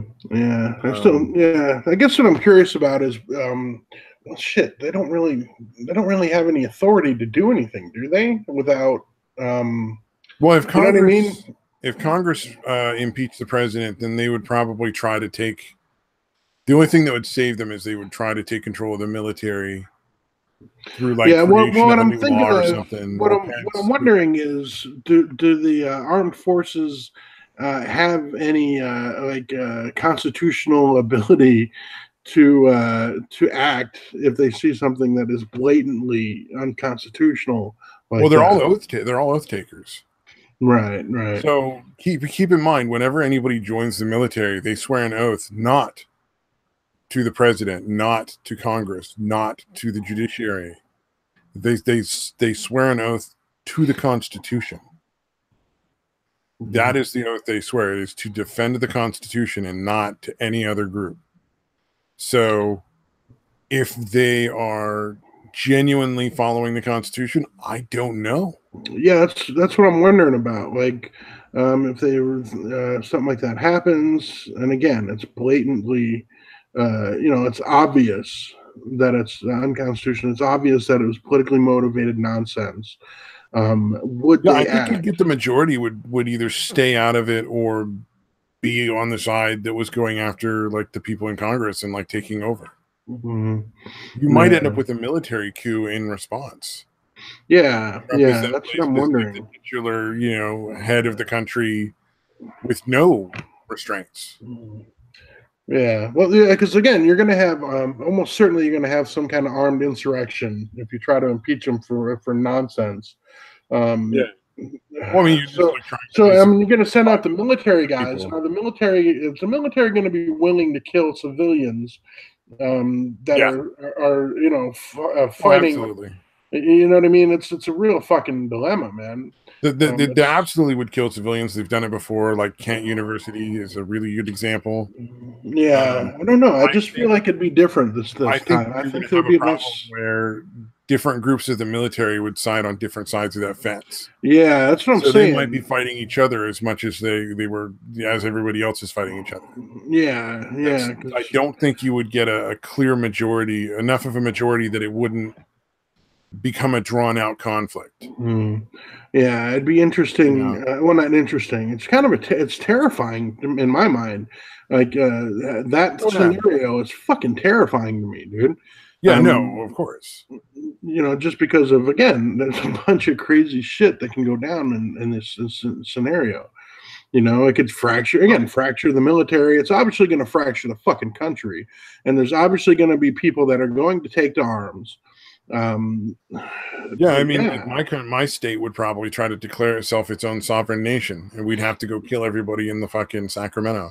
It's like it'd just be like the only possible choice. You have to take out the titular heads to fucking dehead the snake to fucking take back the state. I think it would be awful and horrible. But at the same time, I think it would be a cleansing thing that would just sort of like put to rest a lot of the nonsense, because a lot of the fucking crazy people would be dead afterwards. Yeah, we kind of because like Antifa's going to take to the streets and act like they're a fucking military force, and they're not well trained, and they're not well armed. Yeah, and the people that really don't like them are very much the opposite. Yeah. No, we've seen what happens. Antifa be fucking gone. Yeah, no, we've seen what happens when Antifa comes across people that actually know how to fight. They get fucking stomped. Yeah, but imagine a situation essentially without rule of law, where Antifa just starts going rampage because they think they're fucking cool, and it's cool to LARP. Yeah. We're gonna light some shit on fire, and everybody's like, you know what? Nobody's doing anything. I'm just gonna kill them. Yeah, and they start getting mowed down, or fucking even just knocked the fuck out. Which is obviously. I don't think they get knocked out. I think they get they're just permanent killed in that scenario. Yeah, they're just getting fucking. They're just getting shot, dude. There's too many business owners and military and ex-military and police who would just be like, now's my chance to fucking stop this for good. Right. Yeah, there's no fucking mayor around that's going to stop it, obviously. Yeah, So and that's an exaggeration, obviously a joke, but I think in that situation, you would have a lot of armed people who are like ex-military, police, current military, who would say, we can't have this level of destruction. We got to do whatever it takes to stop it. We must have order and peace in this city at any cost, because we cannot allow chaos to reign. Right. Yeah, we can't have fucking actual anarchy happening. Yeah, I think that's what they would be the motivation. I don't think it'd actually be like revenge. Right. I think it would just be a case of, you cannot allow that level of lawlessness. And if nobody else is there to enforce it, people will just enforce it themselves. And, well, there's only one way to put a riot down. Technically there's two. Let it burn itself out and keep it contained, or you're going to have to fucking kill some people. Yeah. Like you can do like the, fire hose and the pepper spray and the fucking tear gas, but you're probably still people are going to die. Like that's how it usually happens in third world countries when the police crack down hard on like a riot. Right. People, it's not, they're going to, they might not necessarily kill all of Antifa, but enough that the rest would be like, oh, this isn't a game. They're like, oh yeah, we're not just getting away with this shit now. They're going to retaliate. And by retaliate, I mean they're going to fucking kill us. Yeah, they're going to fucking, obviously going to be, quit their LARPing and go back to their parents' house pretty fucking quickly, dude. Yeah, let's see here. Hole up in their parents' basements. There was a thing I saw on 4chan, so I don't know how real it is. All right. But they were claiming to be an Antifa member, talking about how a large group of them got arrested and like charged, and they're looking at like huge fines and like 10 years in prison. And they're like, oh, well, this isn't what we signed up for. People are going to stop joining because like nobody wants to go to jail. And, our financial backers are supposed to protect us from this. And Soros told us that we wouldn't have no problems. Yeah. Yeah. Well, that's why also like the Clinton Foundation is probably paying a lot of money to these people too. Yeah. Are they still fucking are they still protesting the pipeline? Is that still going on? I don't know, man. That kind of disappeared. Yeah, it's a good point. Yeah, I was just thinking about it. I was thinking of shit that is allegedly financed by fucking Soros and those fucking people. And that was another one. If I remember correctly, they agreed to move the pipeline around. Yeah, could be. At like great personal expense. Like essentially they were just like, well, it'll cost us a lot of money, but we just need to be working. We don't have time for this shit. Yeah. I've never even heard what ended up happening. Other than apparently the protesters were doing way more damage ecologically. What do you call it? Yeah, ecologically. No, not ecologically. Environmentally speaking, than the pipeline ever would have. Yeah. Well, and the thing was that the Native Americans were just trying to get more money. Like they'd already agreed to the whole thing and been paid a really decent amount of money, and they were just like, here's our opportunity to squeeze a little extra out of the fucking oil company. And then all these white kids came in and fucked it up for everybody. Yeah, fucking crazy, man. Yeah, or they had a deal with Soros and it just got out of fucking control. You know what I mean? Yeah. Like, okay, we didn't expect it to this nasty shit to happen. Well, I mean, that's what screwed up the Occupy Wall Street stuff. Like, that started out as a coherent, reasonable protest. We don't think that the amount of money these people have should be allowed in politics so that they can control it, and that politics isn't representing the people. They wanted money out of politics, and that was a very reasonable point. And their point was that like 1% controls 99% of the wealth. Right. That's unacceptable. And I don't disagree. I think that's a reasonable point. They had a fair point to protest. And then the fucking George Soros funded goon squad shows up. And just starts protesting everything and trying to make it about fucking every single little random niche fucking issue. Yeah. And it just turns into fucking chaos and dirty people fucking shitting on the fucking street. You know, like initially the 99% thing was rational people protesting and they weren't making a huge mess and creating like a waste zone. Right, you know? right. But yeah, very quickly became just a fucking disgusting scene, dude. Yeah. And that was essentially like the precursors to like Antifa that fucked that up, you know, like the precursor to Antifa and BLM. Yeah. These terrorist groups that go out and like fucking attack and harass and try to prevent other citizens from, you know, exercising their rights. Yeah, the fucking trust fund. Oh god, dude. So trust fund terrorism. Yeah. So fucking. Well, on average, they make like $15 an hour. They're all paid. Like that's the thing. Like people don't seem to understand that all these counter protests, the majority of them are paid. Right. Yeah. Yeah. Well, again, the pipeline thing for sure. Like almost all of them were paid protesters that did not give a shit about what they were allegedly protesting. Oh yeah, did you see that? They were basically out there throwing like a fucking. They wanted to throw another fucking Woodstock. Like everybody's high as a fucking kite, playing random music and shit, dancing around like a bunch of fucking animals. Yeah, no, it was fucking nuts. And again, they caused more damage than. The human waste and the garbage and the chemicals and shit. Yeah. Yeah, it all got washed into the fucking water and the you know what was supposed to be drinking water or whatever.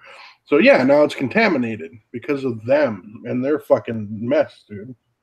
Yeah, it's fucked up, man. Hilarious. Yeah. I think the whole thing was kind of hilarious.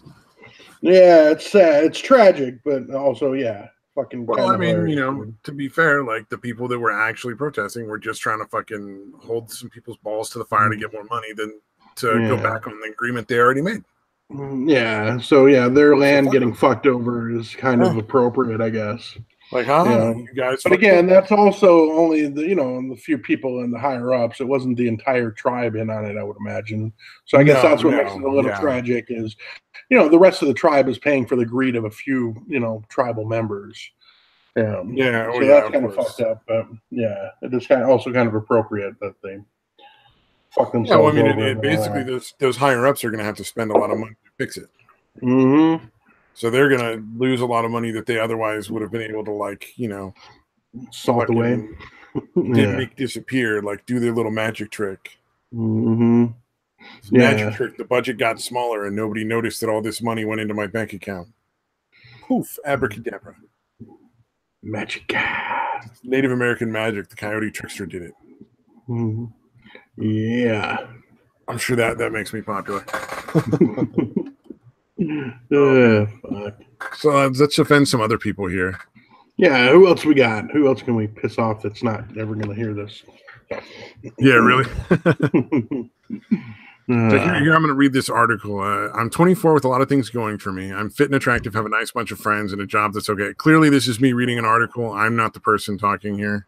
It's on the downside, my boyfriend lives too far away, and we're not getting on so well, which is a shame as it started off great. So I got with mates and behave as if I'm single like them. At the start of a night, I know I'll look good, and I'm up for a great time, but I must drink twice as much as my friends. Mm-hmm.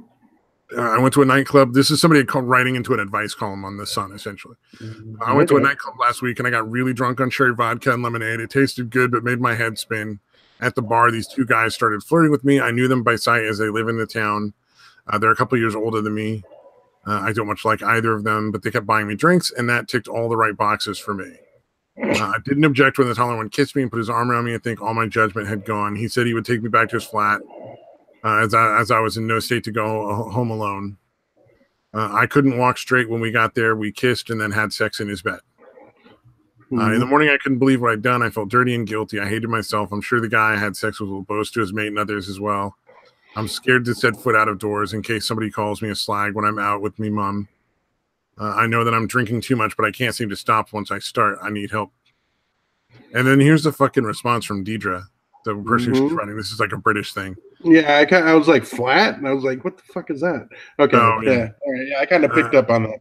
Here's the shitty fucking advice from Deidre. I am so glad you wrote to me that night. You were quite clearly drunk with your judgment impaired. You were in no state to find your way home and certainly in no state to give consent to having sex. You bitterly regretted afterwards and now you feel guilty hitting yourself, but what happened was rape. It's like, no, it wasn't. Yeah. You got drunk. You did stupid shit. You clearly remember all of it. You knew what you were doing when you were drinking. Don't. Right. Yeah, no. Regret it. You regret the sex. It was shitty sex. Get help for the drinking. Right. Yeah, it sounds. Yeah, if you fucking say you have to drink twice as much, then yeah, that's pretty standard alcoholic fucking.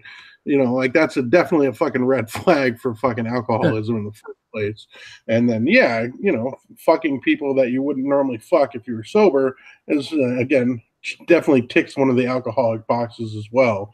So yeah, exactly. It's pretty fucking, yeah. But no, you're just a victim. You can keep on drinking and fucking, it's not your fault.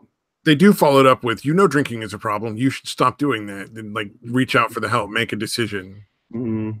Yeah, but it's weird that that's so secondary to, oh, you were definitely raped. It's not your fault you drank too much. You know what I mean? It's these guys. Well, I shouldn't say it like that. Like, no, it's definitely these guys' fault that you drank too much. They have to be punished. Yeah, exactly. It's like, look, man, you drank way too much. You made some stupid choices. First of all, drinking way too fucking much. Mm-hmm. Right. It's like, oh, sorry, I saw something with David Hogg and it distracted me for a minute. Apparently, he isn't aware that Canada and the U.S. are not the same country with the same school system. Oh, yeah, that sounds about right, dude. That makes sense. Too fucking dumb to tell them apart. Right. I wonder if there's something really worthwhile watching on YouTube that we're missing right now.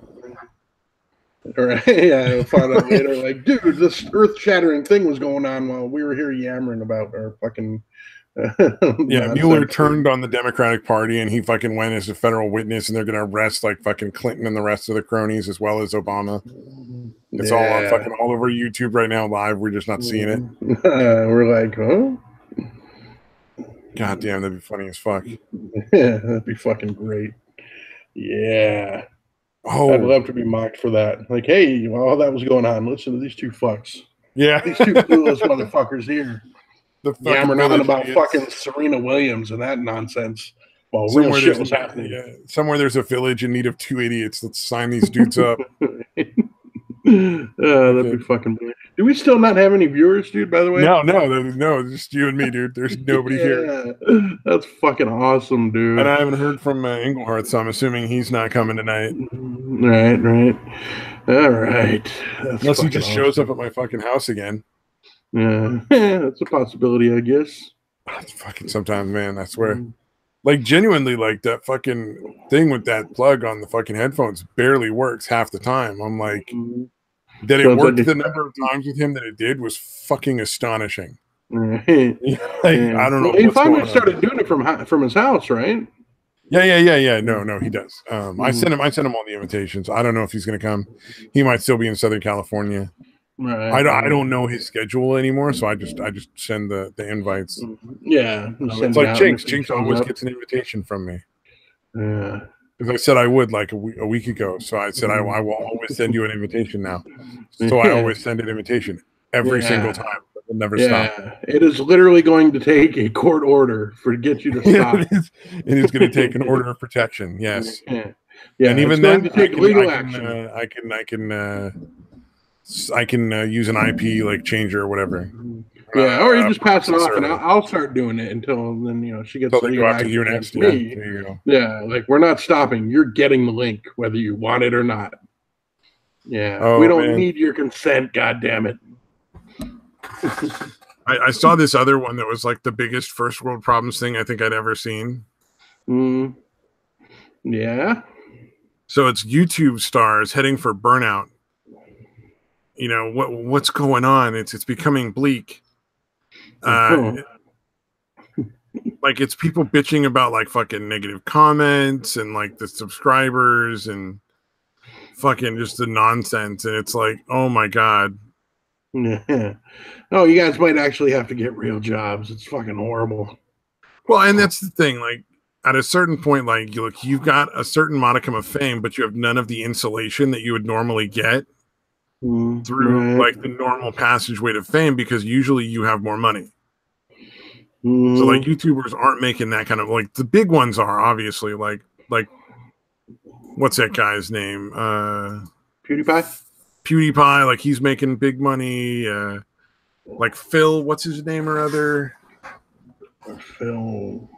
Oh, I don't remember. He's like Oh, the Philip DeFranco. yeah, Phil DeFranco, like fucking Yeah, that that dude dude. that filmed the Suicide Corpse and shit. Yeah, Jake Paul or Like those Logan Paul. assholes are all making pretty decent money, but the majority of people who are making money on YouTube are making like a little bit above minimum wage. Right, You right. know, they're making enough to live off of, but they're not making, and not necessarily exactly much, but they're making enough to live off of, not enough to make like tons of money.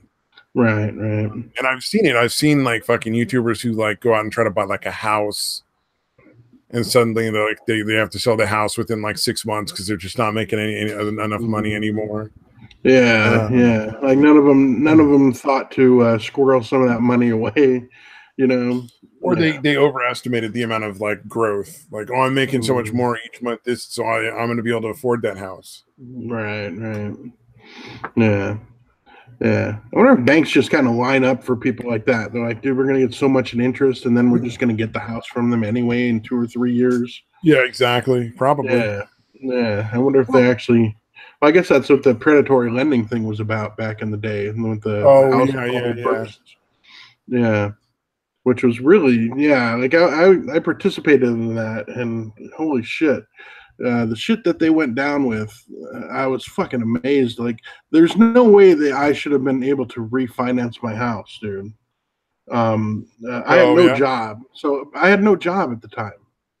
I had no fucking job, and they let me put down my income as stated income. Like, I think I'm going to be making this much in the future, and they accepted that as part of the fucking loan refinancing package. Oh shit, that's insane, dude. Yeah, it's fucking nuts, dude. So yeah, they fucking. The good part is they didn't really make a whole lot, based on how much, how quickly I defaulted on that loan. Oh yeah. Due to my drug use and etc. But yeah, dude, they gave me like 15 grand in cash. Refinanced my house, gave me 15 grand in cash against whatever equity I was supposed to have. All based on my ex's job, which made like $13 an hour or something like that, and then based on what I thought the job that I thought I might get. Dude, that's fucking hilarious. It's messed up, dude. It's so fucking squirrely, man. Yeah, again, obviously it's been stopped since then, or I hope they're not still doing that kind of shit. But yeah, it was ridiculous what they're allowed to get away with, man. Yeah, it's kind of one of those things like, okay, that probably needs some oversight by the government. You know what I mean? Like, yeah, that kind of makes sense. Well, the sad thing is they went after the wrong people for that. So essentially, like, what you have to keep in mind is during that whole housing crash, the predatory lending was wrong, and they should definitely be held responsible, and there needs to be regulation on that. But they were doing the predatory lending because it's the companies that lend them money that they then lend out to people were basically selling them like a phony pyramid insurance kind of scheme where like, hey, if people default on the loan, you have this insurance, it'll pay you more than you lost. So you're going to make money if they lose money. Wow. So basically the banks were set up by these insurance frauds that never got called out because of the way everything was done. And everybody got bailed out and all this other nonsense. But yeah, so it's like, that's why the banks were doing it, is because they thought they were going to make money hand over fist off of these insurance things. Right. It didn't kind of work out their house. The bank was going to, instead of losing money, was going to make money off of insurance. And so that's what was going on. It was like a big fucking pyramid thing. Cause like, yeah. Pretty nuts. Like where I used to work, or no, we used to make a very small amount of money compared to what we make now. Like it was literally like $1 above minimum wage. And like fucking one of the girls that worked there, like her and her husband were able to buy a house, and they both made like minimum wage essentially. Oh wow! And not like a shitty cheap house, but like a Right. really nice like 6-bedroom $500,000 house. Wow. And they're both taking home like maybe $1,400 a month. Jesus, dude, that's You fucking know, their insane. mortgage payment is probably as much as they're both making take home pay. Yeah, like exactly. Like, okay, as long as you don't eat or have to pay for gas or anything else, Yeah. as long as And you don't then what spend they your ended money up on anything doing, else. well, what they ended up doing was actually kind of smart. They had a bunch of family come and move in and fill up the extra rooms, like extended family, to pay off, like to pay rent and pay off the mortgage. So they Right. didn't end up losing their house, I don't think. Yeah. Yeah. Um, No, I had a friend of mine who kind of worked the system or kind of gamed it against him because once he found out like that people were getting bailed out and getting their like interest rates like super lowered, he like almost immediately went out and got like a fucking the biggest, most expensive house he could fucking afford.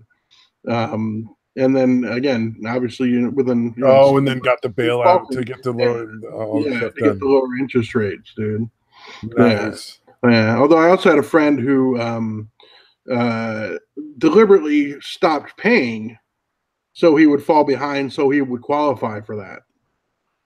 Like Yeah. he could barely afford it. Like it was really rough on him. You know what I mean?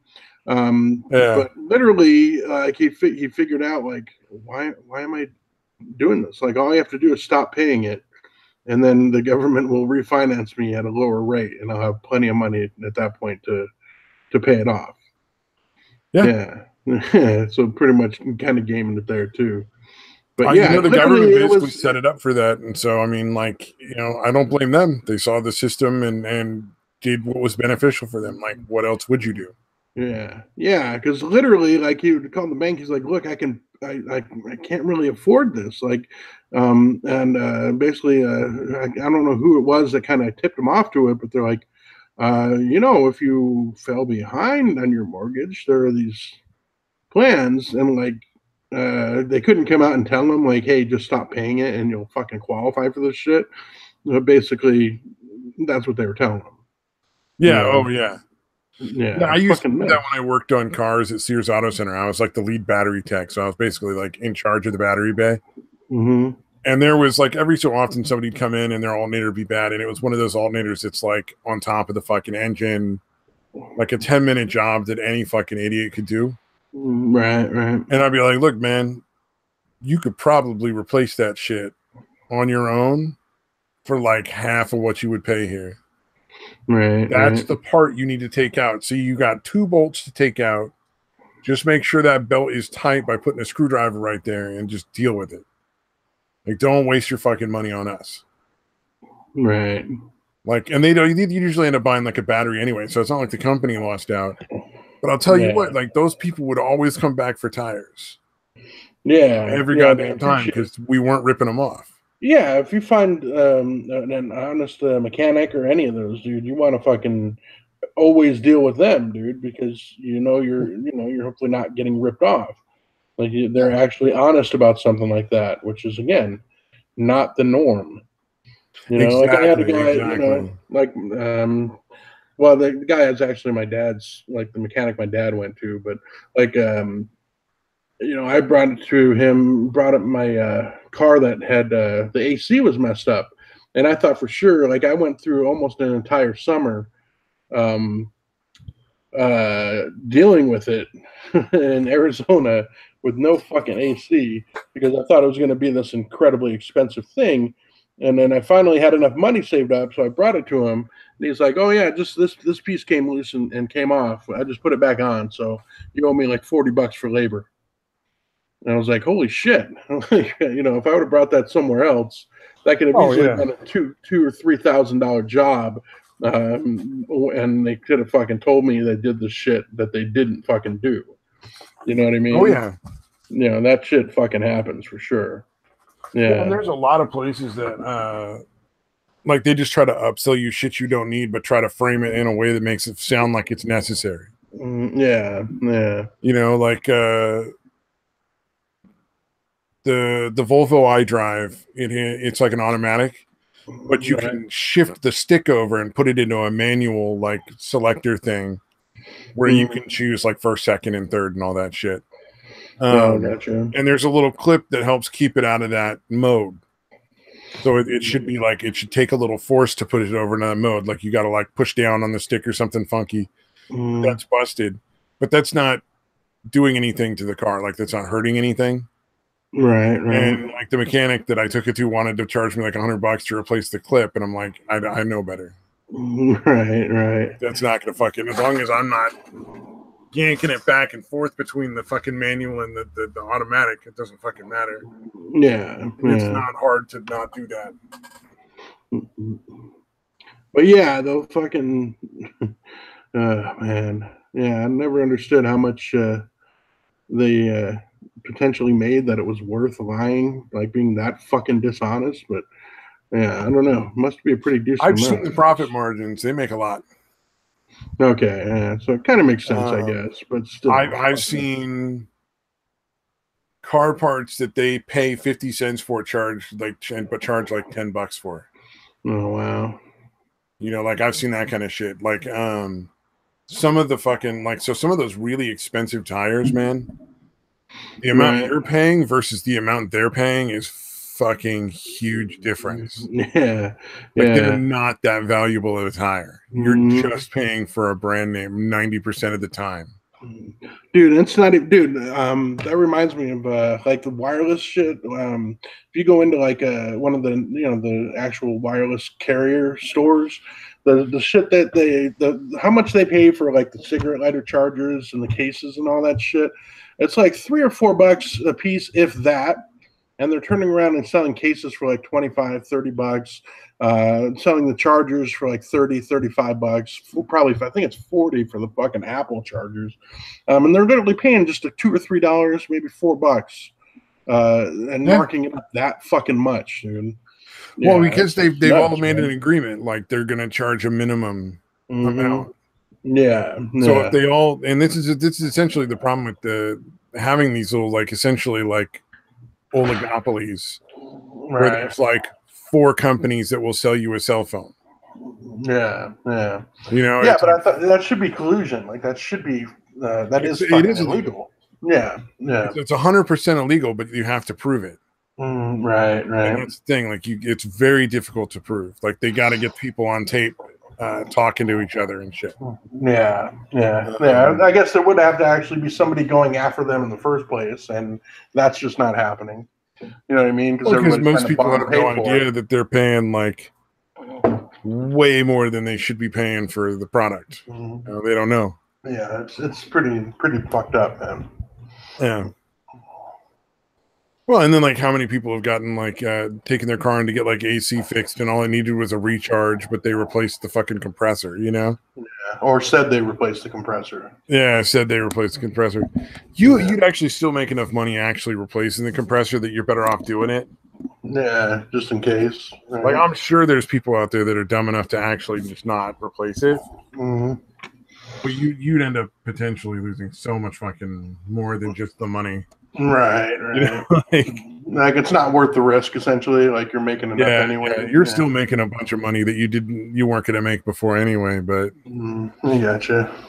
You know, it's just the thing is that they're never going to take that old compressor that you keep in like return for the core and check it themselves.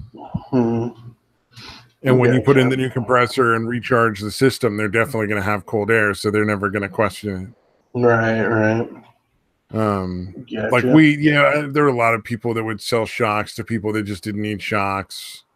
You know, stuff like that. Just upsell shit that was like totally unnecessary. Gotcha. Or like shit like the fucking what were they? The Michelin weather wheels or whatever. The ones where it has the big fucking deep groove in the middle. Oh man, I love the way those things look, dude. But yeah, I know I forget what they're called, but yeah, the Aqua Tread or some stupid. Oh yeah, Aqua Tread. Yeah. I don't know if that's right, but it was something like that. On the fucking planet. Every fucking tire is designed to keep you from sliding around on the road. Those do not make that much of a difference. Yeah. I thought they looked really cool though. They do. They look fucking awesome, man. And if you want to get them because they look awesome, fucking do it. I'm just saying, like, it ain't gonna be that much of a difference when it's raining. And all summer long, you're just losing a huge amount of tread that's going to wear the rest of the tire down so much quicker. Right. You know, it's like snow tires, man. You don't drive on snow tires in the summer because it tears up the tires and tears up the road. You know, those are the same basic thing. Like, those really aren't designed to be driven on dry roads. That's crazy. Yeah, just drive on chains. Those won't. Well, I mean, you know, when it starts snowing, get the snow tires out for sure. Right. Just don't drive on them in summer when there's not snow on the road, essentially. So if you get those like rain, those Aqua Tread tires, just drive on them in the rain, and then you're supposed to get regular tires for the summer. That's crazy. Yeah. Or just buy a regular set of fucking tires because it's not really that different. Paying a lot of money for something that just fucking looks neat. Which isn't necessarily wrong, man. Right. Oh man, I remember the fucking the low profile tires where like the fucking tires like an inch thick. Oh yeah. Like it's just a tiny narrow band of rubber. It looks like a Hot Wheel car tire. Right. Oh man, those were the fucking worst. Yeah, it makes sense. There's essentially hardly any sidewall on them, right? Those ones. Yeah, exactly. Wow. And what you got to do is you got to lube the fucking rim, and you got to put all this protective shit over the rim because otherwise it'll fucking just gouge metal out of the fucking rim, the machine that takes the tire on and off. Oh wow! Because it's so much more force required because it's such a shorter sidewall that it's more firm. Oh, okay, that makes sense. It has no flex. That used to always be my job. That used to always be like what I had to do, and I was like, I hated it so much. Yeah, I bet, dude. A fucking pain in the ass, dude. Yeah. Although, guys, I was working on a Jeep. I worked at the Costco Tire Center for a little while, and I don't know if I've ever told this story on this. They had a whole fucking like hazing thing, like some fucking frat. Oh wow! That they called swabbing, and I don't know if you've ever touched tire lube, but it's like cold snot, the consistency of. Oh wow! Nope. And what the swabbing was is they'd get a bunch of the tire lube and get it all over you. Wow! And I'm like, at the time I was still young, so I was still like fucking, because I got beat the fuck out of when I was a kid a lot. So my reflex to being surprised is to punch really hard. At the time I was like, I'm cool now most of the time. Like I'm not gonna just take somebody's head off. Right. But they were talking about it, and I'm like, look, hey guys, I recognize that this is something you do. Recognize that this is not intentional or a threat. But if you do this to me, I might take somebody's fucking head off, and it's not going to be on purpose. Right. Like, I'll feel bad about it a second after you hit the ground because I won't realize what's happening until after I've punched you. You know what I mean? Like that's the problem was with at the time, anything out of the blue. Like if it wasn't somebody I knew or expected to touch me, like I came around with whatever was in my hand. And at the time you're working in a tire shop, you got these long metal fucking cheater bars. Right. You take the tires on and off with. You put a fucking bead of the tire over the machine with the fucking, these like 3 foot long steel bars. Jesus, dude. So they're gonna fucking knock somebody's head off, dude. I almost did. Yeesh. Like he had to fucking hit the ground. Wow. Because he fucking came up behind me and did that. They were like, they couldn't fire me because they knew what they did was wrong. Right. Like management was okay with it. But they actually sent me home because I took a tire off the rim and put the other tire on the rim without the machine. Because I was mad. I just fucking ripped the tire off. Damn, dude. I literally clamped the rim onto the fucking tire machine, ripped the tire off, and then jammed the other tire on. At which point they were like, "You need to go home," because I was so mad because I'd almost killed that dude. Right. So, I mean, I came around with a 3-foot fucking metal bar. It brushed the tip of his nose on his way to the ground because he had to just fucking drop. God damn, dude. And I felt so fucking bad. I was so angry about it because I was like, I fucking told you, dudes, it's not intentional. Yeah, it's a fucking reflex, dumbasses. Yeah, it's a reflex from fucking up. trauma when I was in fucking kindergarten. Yeah. Like I'm doing it on purpose. Oh man, that was really that's funny. The worst part is, dude, you actually fucking warned them. Like, don't do this. Please don't fucking do it. Well, I didn't even say don't do it. I said don't surprise me. If you feel the need to do this, tell me first, and I'll just fucking stand there if it makes you happy. Right. I'll pretend to be surprised. Okay, I promise. Exactly. It was just one of those things where it's like I get that you feel this is some sort of necessity to work a job, which is in its own way fucking dumb. Right. Like, I'm working a job. I'm not joining a frat. I don't want to get spanked. Yeah, that's pretty crazy, dude. I'm not going to wear lipstick and wear a dress and follow some dude around doing whatever he says to fucking get a job changing tires. Yeah. Yeah, you don't make nearly enough to fucking put up with that nonsense, dude. Yeah, exactly. Like, if you're joining a frat, like, that might actually get you a really nice job down the road because it'll get you connections after you're out of college with other people who are in the fraternity. Like, that's why you do that stupid, silly shit, like get spanked and wear a dress and fucking blow a condom up and put it over your head or whatever silly shit they want you to do. Right. You know, it's because it's worth it in the long run. Yeah. This was changing tires at a fucking Costco for like $12 an hour. Yeah. In California. Yeah. It's not exactly like joining fucking Skull and Bones or whatever. Yeah, exactly. Man, and the dude that did it was one of the nicer guys there. I felt really bad about that. I ended up quitting, like, I think a week after that because I was just like, I can't fucking work with these idiots. Yeah. Well, the other thing was they didn't lift the cars all the way up. Wow. So you were like working in a crouch, like an umpire's crouch all day. Yeesh. And if you want something that's going to fuck your knees up, man, I can't think of a better one. Yeah. Other than actually carrying weight around the whole fucking time. Well, I mean, some of those tires weigh like 30, 40 pounds, 50 pounds coming off. Yeah. What was their reasoning for not putting them up all the way? Safer and quicker. It's not really safer. They just said it was. Because I've worked with real lift. It's really hard to drop a car on somebody. Right. Like, they all have like features built in that make it so the car is going to get caught by something else. Right. So like if it slips off the normal holds on the fucking frame where like, those little metal things that stick up and hit the frame and lift it on the frame. Gotcha. So if those slip off, it's going to catch like the arm bars or it's going to catch like the safety wires. The car is not going to fall. It might damage the car, but it's not going to fall on anybody. Right. I mean, that's really hard to do. You have to almost mean to drop the car on somebody. Yeah. You almost have to deliberately do it. Yeah, with a decent lift. But bump lifts, which is where it just goes up enough to take the tires off the ground just a little bit, are cheaper, and the work gets done a little faster because you're not spending as much time like lifting the car up and down. Right. But it's really bad for like knees and stuff like that. It's really, really bad for your back too. Yeah, I would imagine. Yeah.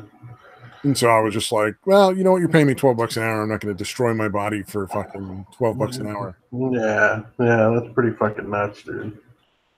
Although for Costco, like, I think if I'd stayed there, I could have gotten out of the tire shop and into like a clerk position somewhere inside if I'd stayed. Right. And then I would have been making like pretty damn good money. Like they pay their clerks pretty fucking well. Like $25-$30 an hour or something like that. Yeah, I'm still getting to that point. Yeah. I probably could have gotten to that point in less than a year. I just didn't think I'd head that far. Right.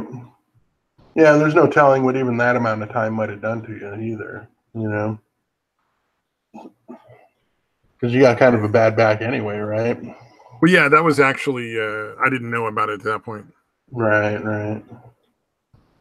Oh, no, they changed it, man. Never mind. I'm glad I'm not there. Only like $14 an hour for fucking front-end cashiers. If you're a manager, you make like $150K a year. Yeah. Yeah, there's really like the opticians only make like fucking $50K a year at Costco. Damn, dude. Yeah. They used to pay really good. They don't pay anywhere near like they used to, man. Those wages have gone down, or they just haven't risen, I guess, is more. They haven't even kept up with the fucking inflation. Yeah, they just haven't kept up with inflation. Costco used to be a really good place to work. That's a shame. Yeah, I'm sure it's still a good place to work, but if I remember, the one, you know what you got as a bonus for working at Costco? You know, like you work at like some places, you get like a discount on the products. Mm-hmm. Right. Costco, you just got a membership. That was your bonus. Oh wow. Yeah. No employee discount of any kind ever. Wow. Not even like I've heard. Like on the grocery items, there's not much of a profit margin. Like I've heard that, like at Walmart or whatever, it's just kind of the same way. Like, but even Walmart would give you discounts on all the non-grocery shit. Yeah, so yeah. You weird get like Sears gave you a 10% discount for everything when I worked there. Right. Worked in their tire shop. Yeah. But, and they would occasionally, Sears would occasionally have an employee night where only employees get to shop there and all the managers run the registers, and it was like a 20% off night. Oh, gotcha. So they really they did it up good, and you got like a weekly bonus based on how much money the store made. Yeah, that's pretty cool. So like every week you'd get like another like $200-300 on top of your normal wage. Oh shit. So when I started there, I got that was my first job. It actually started at minimum wage.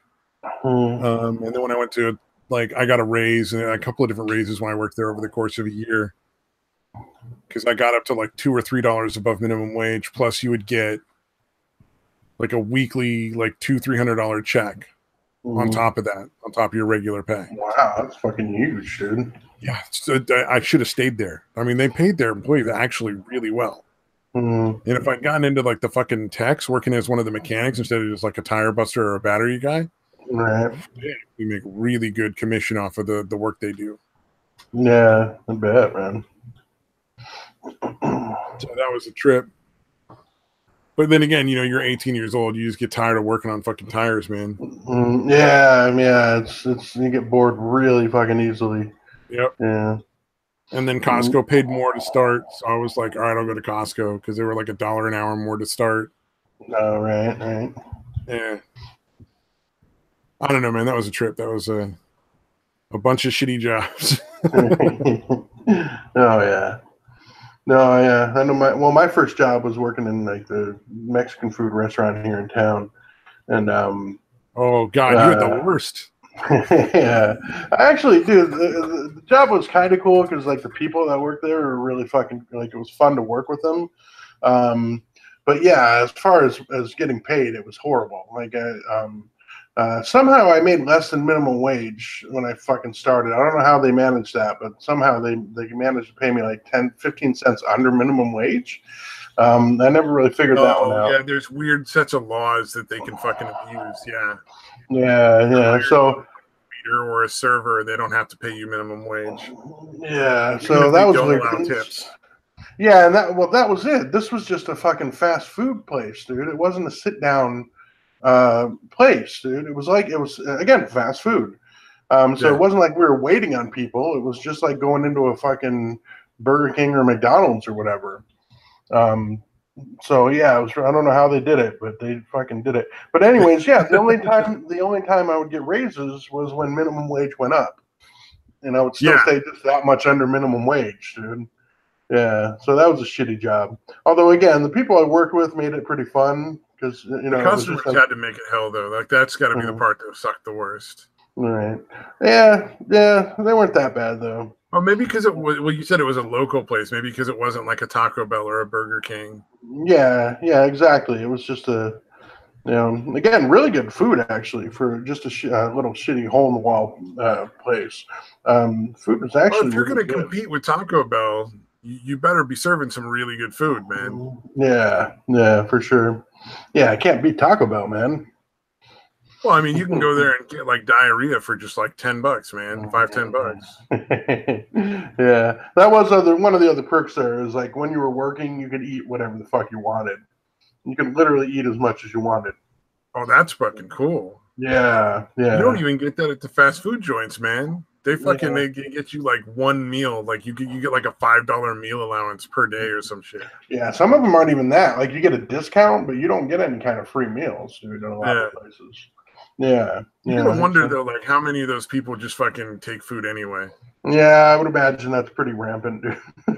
Yeah, I mean, look, you're not paying much. You don't expect that much loyalty from your fucking employees, man. Yeah, and again, are you really going to care if you get fired? Oh shit, my minimum wage job is gone. Where am I going to find another minimum wage job? Yeah, yeah, so exactly. The fear of getting fired is not really a fear, you know. Yeah, that's why I don't understand the people where I work, where they like worry about losing their job. I'm like, what are you gonna do? Find another shitty job? Like, it's not hard to find, man. Yeah. Although they make like maybe $2 or $3 over minimum, right, during the day.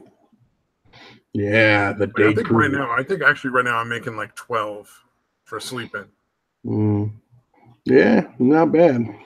Yeah, there was like a cost of living adjustment from the county. All right. So they actually, like, the company I work for had to fucking raise my wage. But so I think the rest of the people make like 14 or 15, which is still not very much in California. Like that's not enough to live off of. Not in our town, at least. Yeah, or anywhere in California, really. No, I mean you could go to some of the places up in the northern California where the small towns, it's not that expensive. Just stay away from like Napa and Sonoma County because those are like the fucking tourist wine country areas. Oh, right. If you're not in the tourist wine country area, you're fine. Like it's not that bad. Right. And then there's a few cities that are basically like where rich people go to retire. Yeah. But if you're in California, like if you've lived there for any length of time, you know where all those areas are, so you know where not to go. Right. You know what to avoid or whatever. Yeah, if you're looking for a place to live, like you know which ones are not gonna, like Clear Lake is fucking. You could be dirt poor and live in Clear Lake. Like that's not hard. That's where the most recent fucking California fires were. Oh, gotcha. Yeah, the problem is like when you go there, they make you do meth at least 4 or 5 times to see if you like it when you move in. Yeah, it's like mandatory. It's the law here, sir.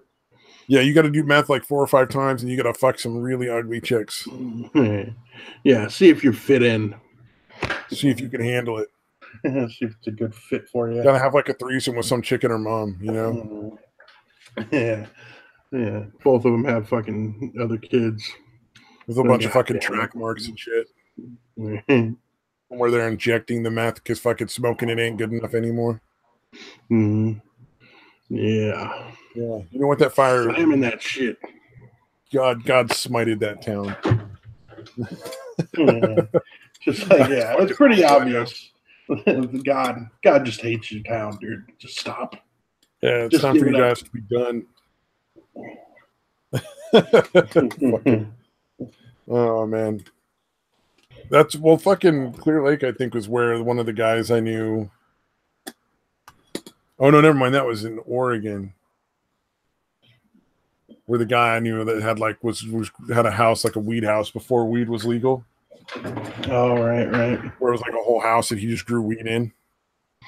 It's like, let me show it to you. I'm like, fuck you.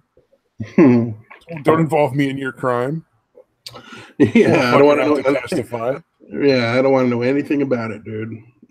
Yeah, he was like, I could just give you a big old bag of weed, and I'm like, I don't even smoke weed. Will you fucking leave me out of your criminal shit? Yeah, no, don't do that. I appreciate it, but no. Yeah, I think he ended up giving me like $100 because I helped him fucking take a truck up to fucking Clear Lake. And helped him make a delivery, huh? Yeah, well, no, it was actually just taking his truck up there. You thought? I hope. That's all I know. Yeah. You could be right, but all I know is I drove a truck up there. I was unaware of any other contraband. I wonder why the windows couldn't roll up or down, but all right. Yeah. That's a good point. Windows are just packed solid with fucking weed, dude. I don't think I tried to roll the windows down. I'm could have figured it was a little cold out. Maybe I would have learned something. Yeah, see, you never know. Yeah, I heard of that happening in fucking like a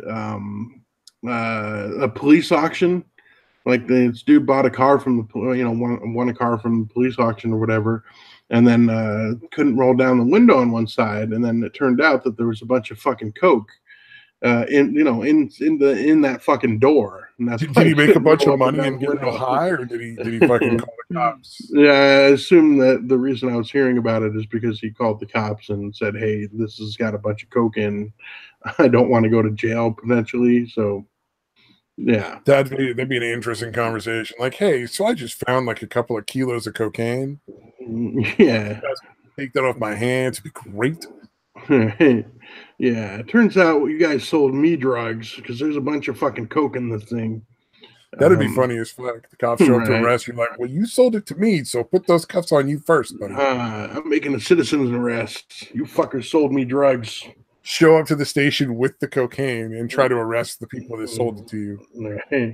Rip the door handle off, and hide it somewhere. I got evidence, man. Letting you guys get at it. God damn, that'd be fucking funny. Yeah, that is fucking crazy though. Oh, what was it? Fucking I saw this video on YouTube where some cop had parked in like a fucking ambulance zone, like a no parking ambulance zone, to go get like a cup of coffee. Mm-hmm. And this guy is just fucking tearing him apart. Mm-hmm. He's just like, look at this motherfucker. You just broke the goddamn law. Why? You special? You better than everybody else? You more important? Mm-hmm. What if somebody needed help? Do you just not give a shit about anyone but yourself? Like, just fucking tearing this cop apart. And the cop is just taking it. Oh, wow. Like, he's taking it because he knows he shouldn't have parked there. Right. And it's all on camera, like it's all being filmed, so he can't fucking just beat the guy with a nightstick. Right. I can't just take a fucking stick to the fucking knee. Yeah. So he had to fucking just like bite his tongue and fucking drive off looking all ashamed. Mm-hmm. That's fucking awesome, dude. That shit's dude. Yeah, you see fucking cops that fucking abuse their shit like that all the fucking time, dude.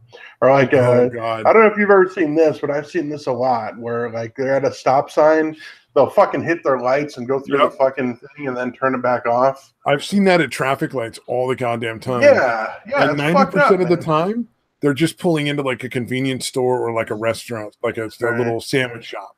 Right. Yeah, no, they literally don't even try to hide it. Like, they don't try to get out of sight before they turn the lights off. They literally get through the intersection and then immediately turn the fucking the lights off, dude. Yeah. Like, god damn, make a little effort to pretend you're actually going somewhere, man. Fucking asshole. Yeah, they just don't want to wait. Yeah, they don't want to wait for the fucking light. Oh, god damn. Oh, and then for me, like, I always get that little nervous tingle whenever I see the fucking cops with the lights on anywhere near my car. I'm like, shit, they're coming for me now. Yeah.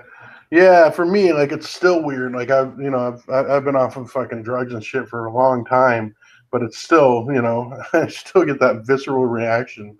Like, oh fuck, and then I'm like, oh wait, I'm not carrying anything illegal. I'm not doing anything wrong. I don't know. I'm not carrying a shitload of pills that I have no reason to have. Yeah. Oh man, I don't know if I even have anything illegal in my car. I don't think I do. But then again, I live in California, so maybe. Maybe you never know. Maybe I don't. No way for me to know. Yeah, it's fucking crazy. Just looked over and I got my W-2 sitting on my goddamn shelf, man.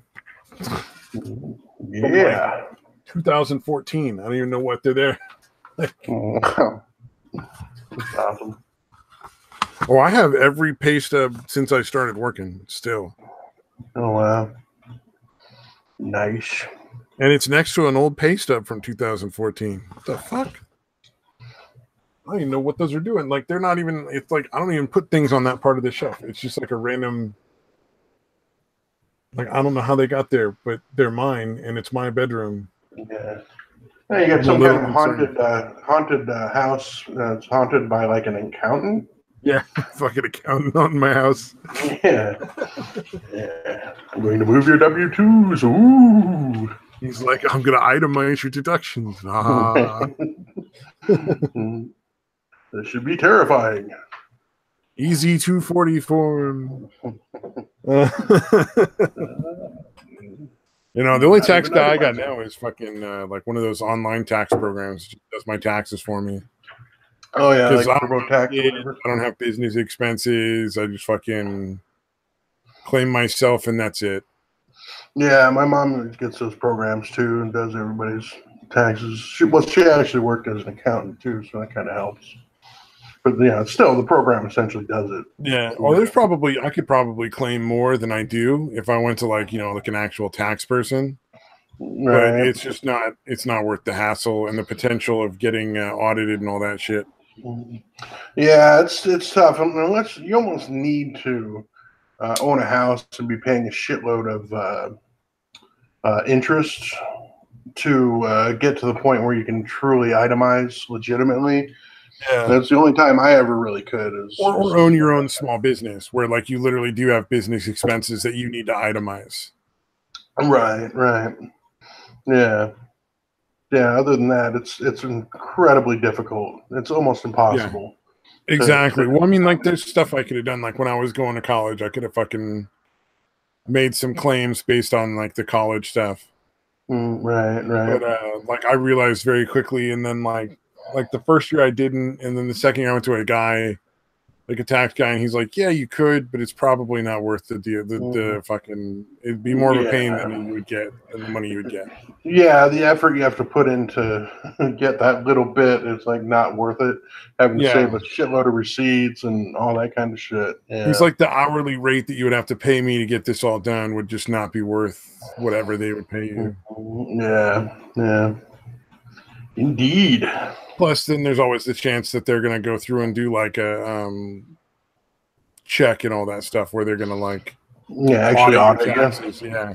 And they're like, all right, where's all your receipts? Because you're like 22 years old and itemizing shit. Right. But whatever. Indeed. So yeah. Think about that, people. Yeah, I'm sure that's fucking exciting. Oh, some school resource officer in fucking Ohio got put on leave because he used a taser to wake up a sleeping student. Oh, Jesus, dude. I say give the guy a fucking medal. That's fucking brilliant, dude. But obviously, you shouldn't be able to do that. But maybe you should. Yeah, they didn't use the taser. Like, they didn't shoot the taser. They took the cartridge out and just arced it. Like, so there was like a stun gun, essentially. Oh, gotcha. But it's still like, a stun gun. And fucking stun gun the fucking student awake.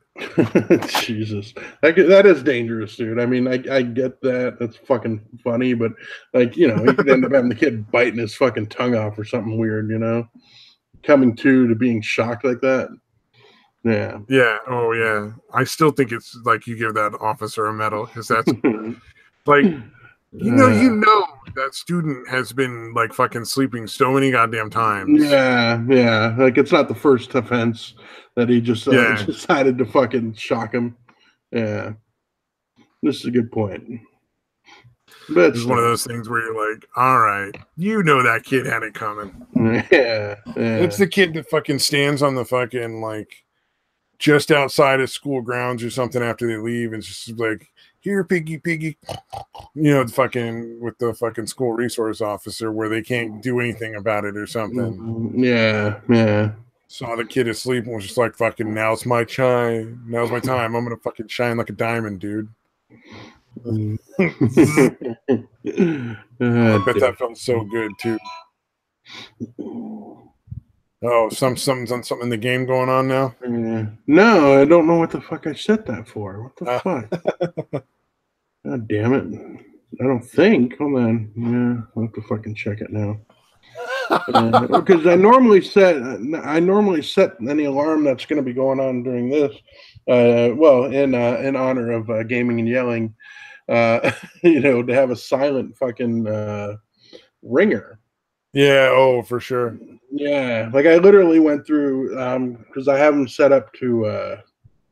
Did I do it for any of the other ones? I did not. Okay, I guess I did have a reason for that, but I did not silence them. Okay, I'll get rid of that. But I have one that's set for a certain time because I have to re-up my shield like at a certain at midnight. Basically, I have a bunch of alarms set before that because again, if I don't do up my shield, I get attacked. It's a fucking huge loss. Well, again, the short time I'm still playing this game, because I kind of want to sell off my character and be done with it. But anyways, I literally set it for the same time every day, but I changed it for Sunday night / Monday morning or whatever. Right before midnight, right after midnight, in case I forget or I don't get to it.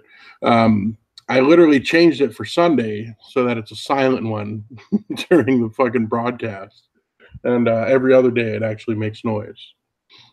Just to not annoy gaming and yelling. I would almost recommend that you do the opposite of that and set several alarms to go off just to fucking irritate gaming and yelling if he's ever on again. Well, I did it for a while there. I did it multiple broadcasts, so I don't know. I kind of felt like I got enough out of that, but I could bring it back. Like maybe I'll do it for a few weeks, a week or two, and then I'll have to start setting my alarm. And, yeah, we'll start doing it. We'll rotate around. And if you do it, I can do it. Maybe we'll get Satan and Satire in on it. Like, hey, set some alarms to go off. Yeah, I like that idea. Yeah. Do you think gaming and yelling would set some alarms to go off? Yeah, perhaps. Yeah, maybe if they actually maybe if they listen to the replay of this and actually get this far into it, that's pretty unlikely. But you never know. Dude, I would be amazed if any of those dudes are listening to this after the fucking fact. Fucking replay. Yeah. No fucking way. I would never expect anybody to fucking go through and watch the recording one of this. I imagine most of them 20 views every time, so I don't know how the fuck that happens. Yeah, I would imagine most of them are just passing out drunk. Satan and Satire almost certainly. And perhaps Rock and Roll uses it to go to sleep, man. Right. We literally knock him out, dude. Yeah, he sets it up to go to fucking bed. Like, he needs voices in the background while he sleeps. Yeah, that's fucking awesome. We just do it for 3 hours, so it's like, oh, well, they'll just keep talking. Hey, they're not going to shut up for a while. Yeah, this will work. Yeah, nap time for Rock and Roll. We set up a playlist where it's fucking 8 hours of just the most boring shit. Yeah, that's fucking awesome. Although, yeah, I had a Benjamin Boyce, and Benjamin Boyce had Matt Christensen on his, and I was like, you guys should really fucking start an ASMR channel. You guys are fucking perfect. They have kind of that soothing kind of voice or whatever. Yeah, they do kind of have that sort of almost hypnotic. Now you're gonna just relax and fucking sink deeper into the couch and fucking your eyelids are getting heavy kind of thing. Yeah. Hold on, I have to check his response because Boyce actually responded back. Hold on, let me see exactly what he put on here. Yeah, give me a second here. All right, because I put on my thing on his was I put down. I said this was great. You guys are two of my favorites, and I think you should both collaborate on an ASMR channel. And then Benjamin Boyce came back with, he's like, up next, whispery opinions of current events. That's about right. Yeah, I mean, that's what a fucking ASMR channel with those two dudes would be. Yeah. I didn't even think of it like that, though. I was like, that's actually a good idea. Actually doing an ASMR channel, literally just saying current events, like the news. Yeah. Because it's usually some weird thing like alien abduction role play. There's some really weird ASMR fucking. I don't know why an alien abduction thing is a really popular one, dude. It's weird. Yeah. Other than that channel you linked me to, most of what I see is dentist appointment ASMR role play, doctor's ASMR role play. Yeah, and she even does a lot of that too. I think they have to. I have never had a dentist or a doctor whisper seductively into my ear. It's never fucking happened. Yeah, it's fucking bizarre, dude. Like, I don't get it, because that's the thing is, like, there's nothing overtly sexual about what they're doing, but covertly, that's absolutely what's going on with a lot of these. Yeah, there's a lot of people who are listening to that and just stroking. Yeah, which I think is really weird.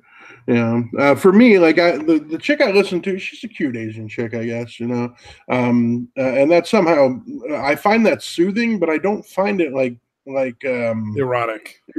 Yeah, it's just, I don't know. I like hearing a cute Asian chick. There's people that see people's feet and get off. I don't know, man. Yeah, that's just weird, man. Yeah, that's true. That's hardly like listening to ASMR is hardly the weirdest thing to get off to. If somebody's getting off to that, like, yeah, this is true. Yeah. This is true. And apparently, there's ones that are literally erotic ones. I think they get shut down. I think they get shut down on YouTube. But I think they're dumb. Like, why? Who cares? Yeah. Man? Yeah, well, I guess it's because they're actually describing sexual acts happening. Yeah, well, you're going to let people go on YouTube and start talking about killing a bunch of people. Yeah, how they're going to kill all the white people and shit. Yeah. I guess if they made somebody for talking kinky on a fucking ASMR, come on. Yeah, and again, you can put it as 18 and over, which again, everybody. Yeah, then it's not an advertising thing because none of the ads are supposed to play on the 18 and over. Yeah. I mean, obviously, you're not going to stop anybody from being under 18 from actually watching it because it's obviously incredibly easy to get around. Does anybody actually make a profile under 18 on purpose? I have no idea. Kids are too fucking dumb to figure out that they can just make a profile and say they're over 18. Yeah, just keep adding years until you get you can use your actual birthday. Your parents want to fucking supervise, and then as soon as they walk out the door, just fucking sign out. Sign back in and tell your computer not to remember. Oh no, I literally told my kids, dude, that make it to where you're at least 18. Take your real birthday and make it till you're at least 18. Because I don't want to fuck with, them wanting me to my account. I don't want them like, hey, can I use your account? No, just tell them, just make it to where you're 18, dude. Yep. Literally encouraging them to fucking. Get around that shit. Well, it's like if he wants to watch porn, like, who cares, right? Yeah, that's, dude, I'm like, fucking go for it, dude. I hope you get more addicted to porn than you do to actually fucking chicks because they're insane. Like, that's going to be better for you if you're, You're not worried. You're much more worried about underage sex than you are like porn addiction. That's hilarious. Yeah, well, just crazy chicks, because again, it seems to be. It's a problem when he knows like every porn actor and actress. Fucking, he's editing together like fucking sizzle reels for like the porn and shit. Putting together like his own compilations. Yeah. Dude, I was actually thinking about this earlier because you had like the health class in school. I don't know if you did where you went to school, but you had the health class where they kind of talked. It was kind of like sex ed was part of it. It wasn't a specific sex ed course, but the health class kind of went through that kind of shit. And I was thinking like nowadays the kids probably know more than the teachers. You know what I mean? Like with the when I went through, we had actual sex ed. Yeah, we didn't have a health class. Yeah, see, ours was it was incorporated into the health class. But yeah, I was thinking like class where some chick pulled her pants down by accident. What? I said we did have a class where some chick pulled her pants down by accident. By accident? She pulled like her pants and underpants down.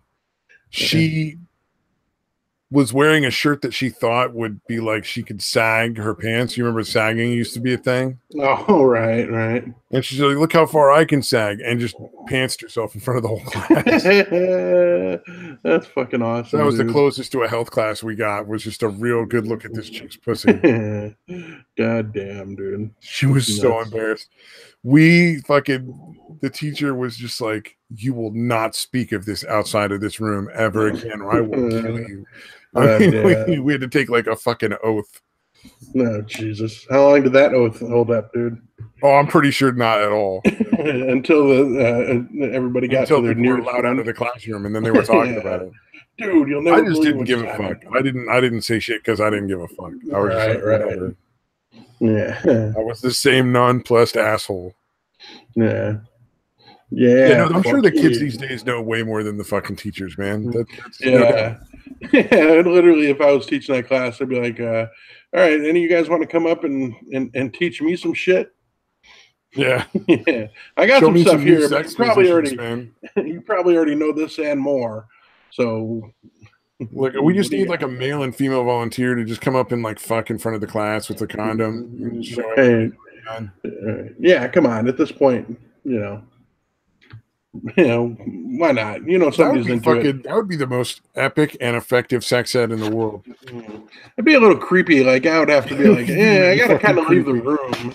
My job You is guys to go film fuck in it. front of is gonna go fuck in front of like a bunch of kids in school. You fucking imagine? Yeah, what if you had them just pair off? Like, all right, partner up. Oh, that'd be just have weird. everybody fucking do it. All right, we don't want an orgy. We just want individuals having sex. One person having sex with one other person. It's like what's gonna happen if the Democrats rule the fucking country. Right. They're like, we're gonna pair them up, and if you're paired up with a boy, you have to have gay sex because or you're sexist, and we gotta put you in jail. Right. Oh, dude, that kind of reminds me. You had sent me a message, something about hold on, about me being prophetic about something, and I didn't know what you were talking about. Oh, fucking! You called out the guy Kaepernick being compared to Al Bundy. Mm-hmm. Like you made that joke way before I saw it anywhere else on the internet, but then I've seen it all over Twitter now. Oh, really? Yeah, I've seen like a bunch of people. You made the joke. You were like, "Yeah, he's like fucking. He's the Al Bundy. It's like the modern day Al Bundy and shit." You were making that joke on the fucking show last time. I don't even remember Kaepernick on his new ad thing. Okay. And then, because he's selling Nikes. Yeah. And then I'm seeing that all over the fucking Twitter after you made that joke. I didn't even remember that, dude. Yeah. That's why I was like, huh? And then I kind of felt like I was like, oh shit, I should probably know what he's talking about. I don't want to. You made it as like a one-off joke. I just remembered it because suddenly I'm seeing it all over Twitter, going like, fucking Daytwa was making that joke already. Like a fucking prophet. Yeah. Yeah, someday. I mean, your Fash Can thing never hit, but the fucking Al Bundy Kaepernick comparison got everywhere. Now the Fash Can thing, it still might happen. I'm still holding out hope. Might happen. You're holding out hope.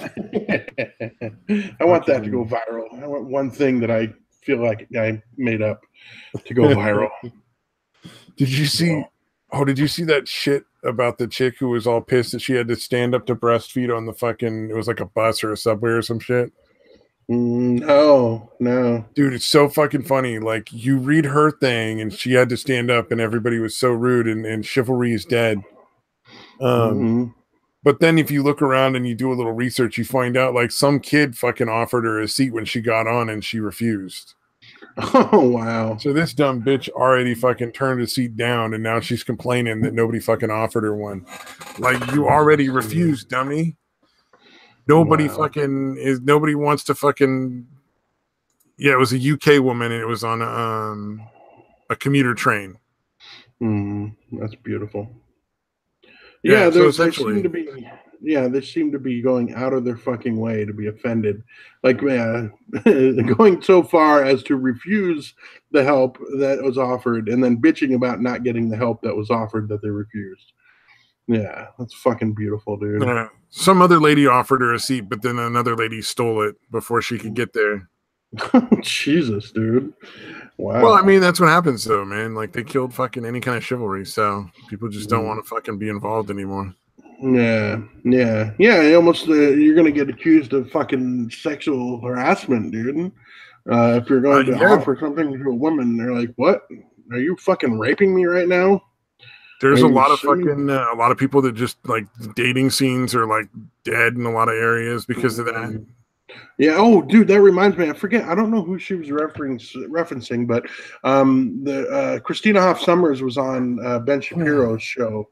He does a Sunday interview. So I don't know if you follow him, but he does these Sunday interviews sometimes.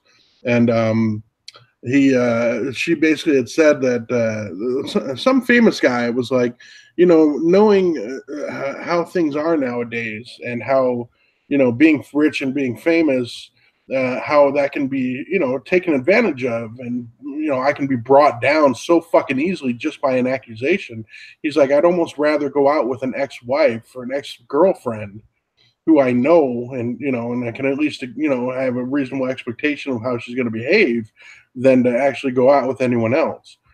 And he caught a bunch of flack for fucking saying that.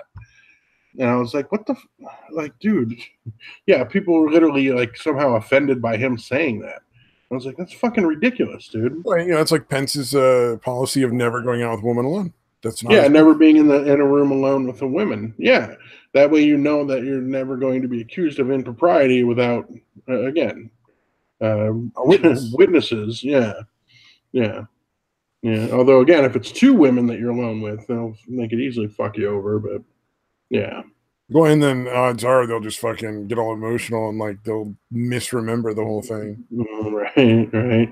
This fucking asshole didn't hit on us. Fucking made me insecure, so I'm going to accuse him of rape. I mean, that's just as likely to get you a false rape allegation as not sleeping with a chick as it is if you do sleep with a chick though half the fucking time. Yeah. It's pretty fucking nuts, dude. Oh man, you ever follow Noel Plum? Who? Noel Plum? No. Yeah, British dude. Yeah. Well, he had put out a video with the title of "Is Social Justice the New Religion?" Which I guess it's not really a unique concept, but it really is something that I was considering. Like, it would be a good topic for some time if we didn't have anything going down. Is I don't know. It's kind of too deep to get into at this point, probably. I'm fucking winding down, but yeah, I don't know, man. It really does seem like ideology has essentially replaced religion. Oh yeah. Well, I mean, it's you don't get that level of fucking what do you call it? Fervor. Yeah, brainwashedness. Zealotry, like zealotry. You don't get that level of zealotry without it being a religion. There's no questioning the fucking rules of the faith. Yeah, and you must kill and destroy anybody who's not part of the faith. Yeah, I don't know. Well, I guess even religion is kind of a form of tribalism, because I think it ultimately comes down to tribalism. A religion or not.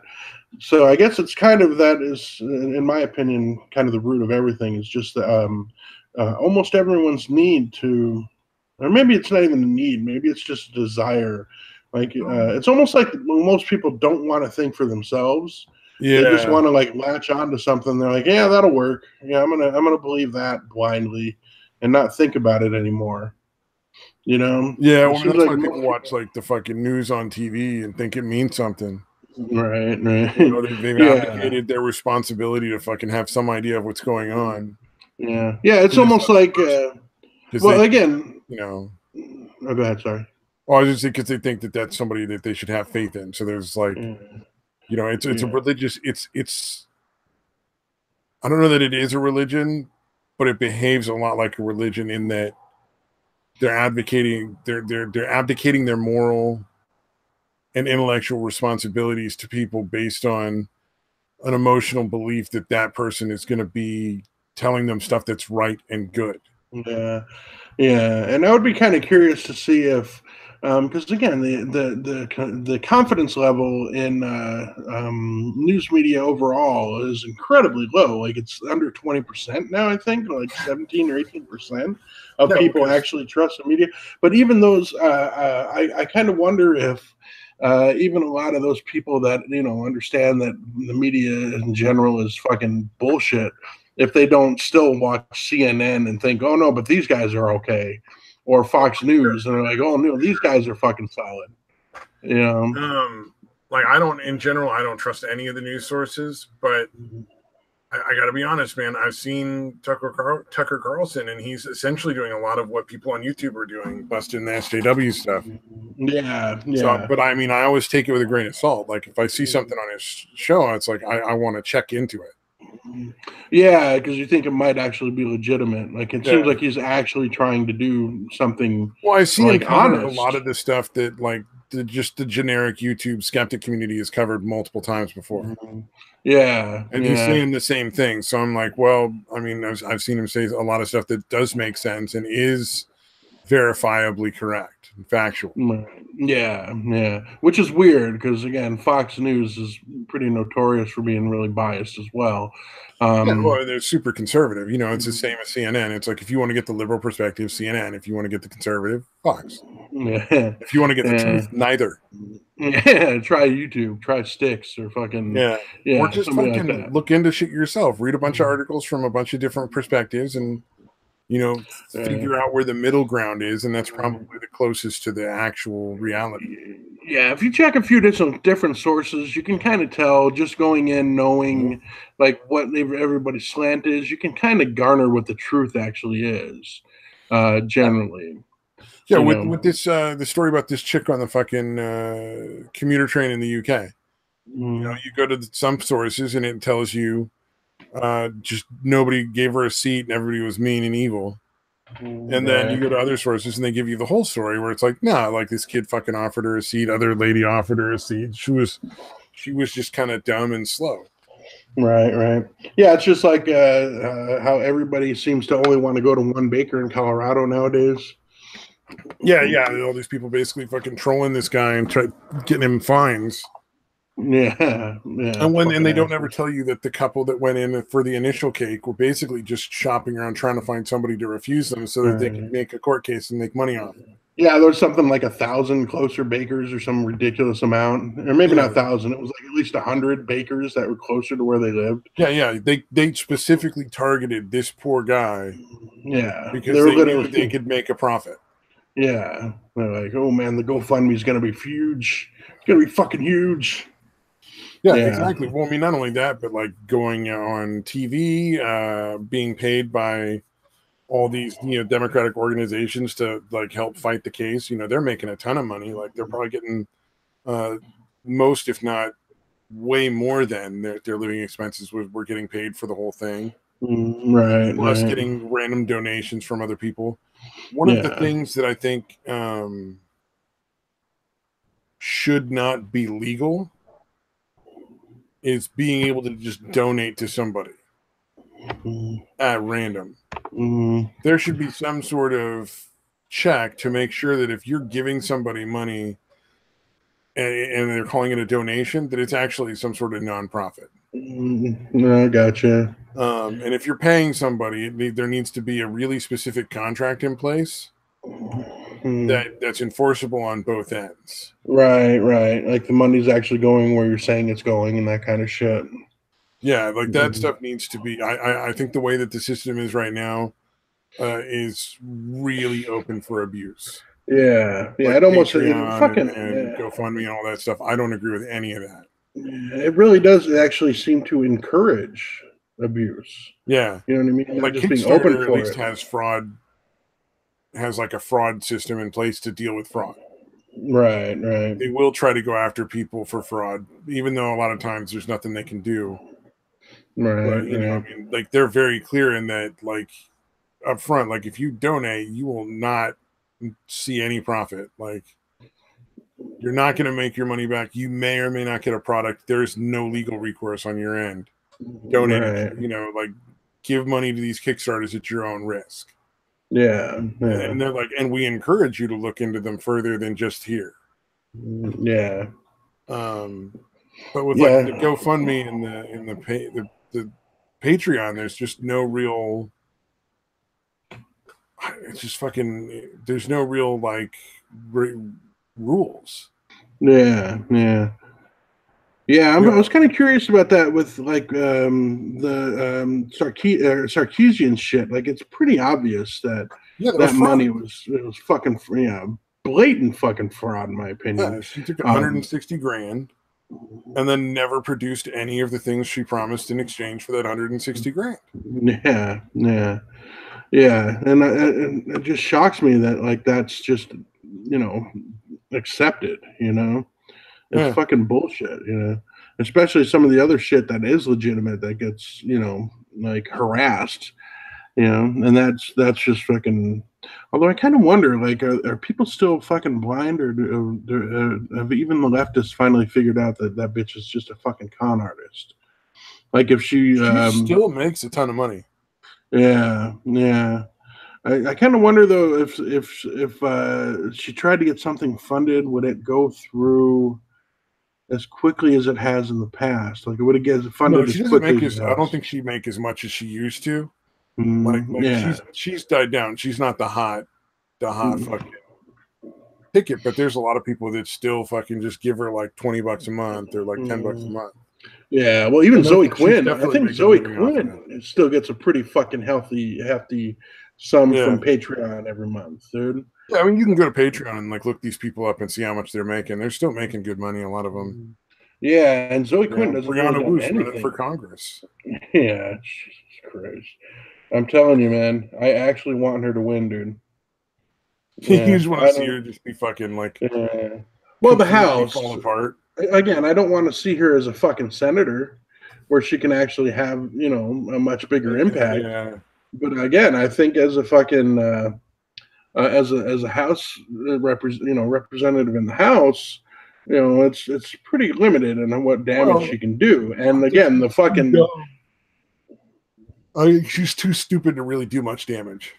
All right. Like the damage that's my point. Is from just pure ignorance. She wouldn't do it from like knowing how to work the system.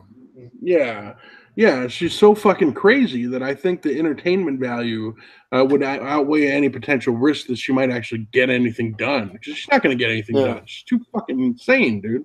Oh, somebody was talking about Kanye running in 2024. Kanye West. Dude, I think I might vote for that. I want him to win. Absolutely. Yeah. Oh man. I want Alex Jones to be his fucking running mate. Just for the pure chaos of it. Like, I just want to see what the fuck happens. Yeah. Well, again, at this point, we are kind of getting to the fucking Hector Elizondo. The dude from fucking Terry Cruz's character from talking about. Yeah, the idiocracy character. Yeah. I would vote for Terry Crews if he promised to fucking LARP that character the entire time. Yeah. Well, he's turned a lot of SJW. He has. Being pretty reasonable, but he just suddenly turned super fucking social justice warrior. Yeah. I think he's probably got somebody holding some shit over his head and like, hey man, you gotta fucking buy into this shit. Otherwise I think he came out with some shit and a lot of the people that were like anti-SJW just shit all over him to the point where he finally just fucking was like, fuck all of y'all. These are the people that are saying like, hey, you got sexually, harassed or assaulted, and we fucking believe you. So that's the people he's fucking catering to. Oh, God. Yeah. Oh, yeah, that's right. He did make a. Was it anti-SJWs fucked with him over that? I think that's my guess, because he's gone so SJW. The only thing I can think is people just shit on him to the point where he fucking couldn't stand that sort of that side of it. That's interesting. Too many trolls, man. Too many fucking trolls on the internet. Like, some people can't handle that shit. Yeah, could be. Like, somebody made a funny picture of like 50 Cent where they just made him look super fucking goofy. Right. Like, colored it in with crayon and made him look like a fucking clown, essentially. Right. And he fucking tweeted out like, "Who the fuck did this? I'm gonna fucking kill this motherfucker." Jesus, and it's like, dude, you're an idiot. That was the dumbest fucking choice you could make. You're gonna get that picture in Technicolor, and you're gonna get every other fucking parody of yourself for fucking ever. Yeah. Now that they know they can get a response that fucking easily, you're fucking done.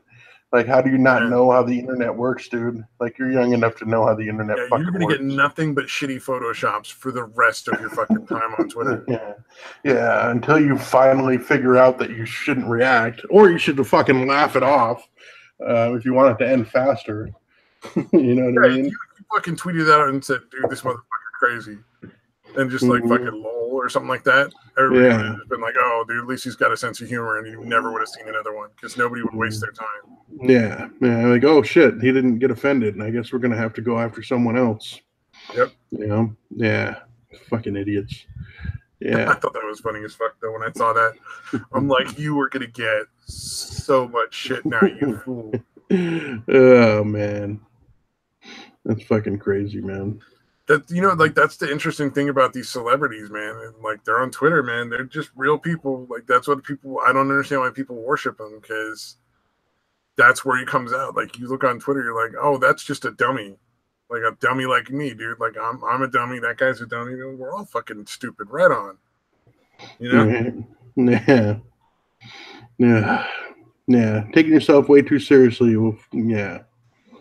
Oh, did you see Elon Musk got in a bunch of trouble over the fucking smoking weed on Joe Rogan's show? Oh yeah. Jesus Christ, dude. That Fucking was pretty people. funny. I thought that was people made that into way more of a thing than they needed to. And Yeah, it was also, pretty that ridiculous. motherfucker is taking money from all these governments. Like, dude, maybe you better not smoke weed on fucking public fucking shows. Yeah. Although, yeah, I mean, it's legal in You're most taking places. government money. It's not legal all over the place. Maybe you shouldn't fucking do that. Yeah. Yeah, it definitely was a pretty huge risk of him to do that. That was pretty fucking crazy. Yeah, the I'm majority of that surprised. dude's money comes from fucking government subsidies and shit. Yeah. He's Yeah. a fucking shyster. Yeah. It's fucking nuts, dude. Yeah, I'm kind of curious why he would, because that's got to be calculated. That wasn't. I don't think that was a spontaneous thing. No, You he know what went I on mean? Joe Rogan's to try to get like fucking Be the cool guy. be the cool guy for sure. Yeah. Yeah. Getting the youth thinking Elon Musk is To cool. get more backing from more people so that more governments will give him more money. Like, I don't think people realize, man, Tesla was supposed to be like a low end, like marketable electric car that would be like mass produced. Like, he's taken so much fucking money, billions upon billions of dollars from all these different governments, and he's never once produced what he's actually supposed to produce, anything useful. Like, people are, Tesla's pretty awesome. Like, Tesla was a fucking failure. You know, he basically took a bunch of money from all this from the government and was supposed to make an electric car that could be mass produced and that would become like a big thing in the market that everybody would be able to buy. Right. And he came back and just made like ultra high-end luxury vehicles just to make a whole bunch of money for himself, and he just kept all the money because it was all subsidies. Yeah, and then fucking that whole thing with how the battery, it's essentially software that's affecting how far you can go on the charge. Yeah, exactly. Yeah, the fucking every car has the same range, but only half of them are fucking throttled because people didn't pay enough money. Yeah. All you got to do is pay extra so the software releases it. Yeah, they don't actually put more batteries in your car; they just fucking unlock it. Yeah.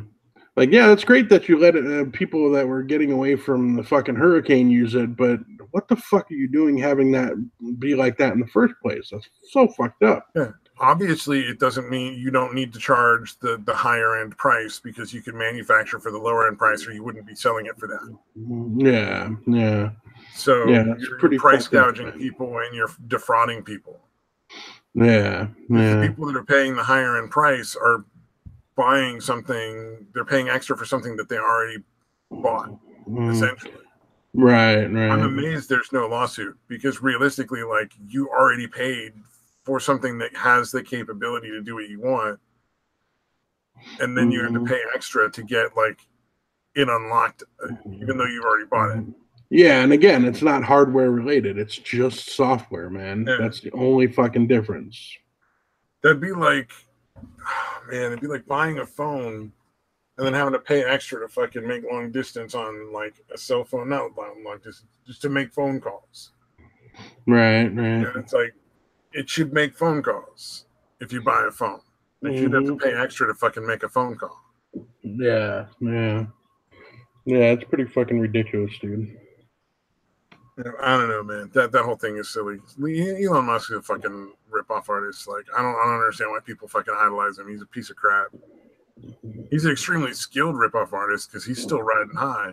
Yeah, but he's not actually inventing anything, right? He's still just having other people invent this shit, right? Yeah. He's like the idea guy, but other people actually make it happen. It's not like he fucking designed the fucking Tesla. Right.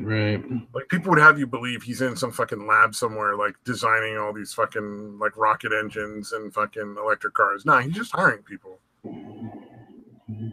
Yeah, that's fucking ridiculous, man. Yeah, he's not some fucking scientist. People are fucking crackers. Yeah, see, I thought for the longest time that like he was actually inventing the shit himself instead of essentially just what do you call it? Outsourcing. Damn. Yeah, outsourcing it or delegating it to someone else to fucking do. Yeah, it's fucking nuts, man. Like, how do you get to that position though, where all you just get paid to, pay someone else to come up with an idea? That's fucking amazing, dude. I mean, you get all those. You convince a bunch of governments to give you like $4.5 billion worth of fucking startup money, essentially. Yeah, you just have to be an incredibly effective con man, I guess. Yeah, and then once you've got all that money, it's not hard to make it grow. Right. Like you have to be pretty incompetent to take $4.5 billion and not make it into more money. Right. Yeah, not do something with it. Yeah. Well, you could literally just put it in a fucking bank and make hundreds of millions of dollars every year. I don't know, man. I think if you're going to be a billionaire, you got to be some sort of fraud artist. I mean, Trump has committed a lot of fraudulent acts. Like he's run a lot of shit that was fucking real shady. That's just, I think that's how they are. Like getting to that level of money and fame and wealth is, you got to be ripping somebody off, man. Yeah, well, most likely. Yeah, I mean, some people because there's no amount of work that's worth that. You know what I mean? Like nothing you're doing, unless you're saving humanity, is actually worth billions of dollars. Right. Yeah. Except maybe computers. Creating computers and mass marketing, that was something that I think was enough of a difference in the way everybody lived that was actually worth of the billions of dollars that it made. Right. But the majority of these other people who are making that much money, they're not really contributing anything to be worth that value. Yeah. So there's got to be some fraud going on somewhere. Or they wouldn't be getting that much money. Yeah, that makes sense, dude. I don't know. And that's the part where every conservative that ever listens to this show is like, fuck you. God damn. Sorry, we have nuanced opinions. My apologies. Yeah. All right, we should probably call it a night, man. Yeah, I think we're getting weird. Yeah, it's getting weird. Yeah. All right. Well, I don't think we had a guest the entire time, which is I should. We occasionally had somebody pop in and watch for like 5 minutes. Oh, really? Ah, damn it! Yeah. I was almost hoping we had nobody the entire time, dude. I just thought that should be depressing, but I thought that would be fucking hilarious, dude. But oh well. All right, so almost. Right, we came close. That's good enough. So maybe next time we can go the whole time again and throw a complete shutout. But any of you that tuned in, fuck you for ruining our shutout, our no-hitter. Stop watching our fucking show, assholes. The nerve. But all right, but anyways, if you rewatched it, though, that's fine. And I appreciate you if you made it this far.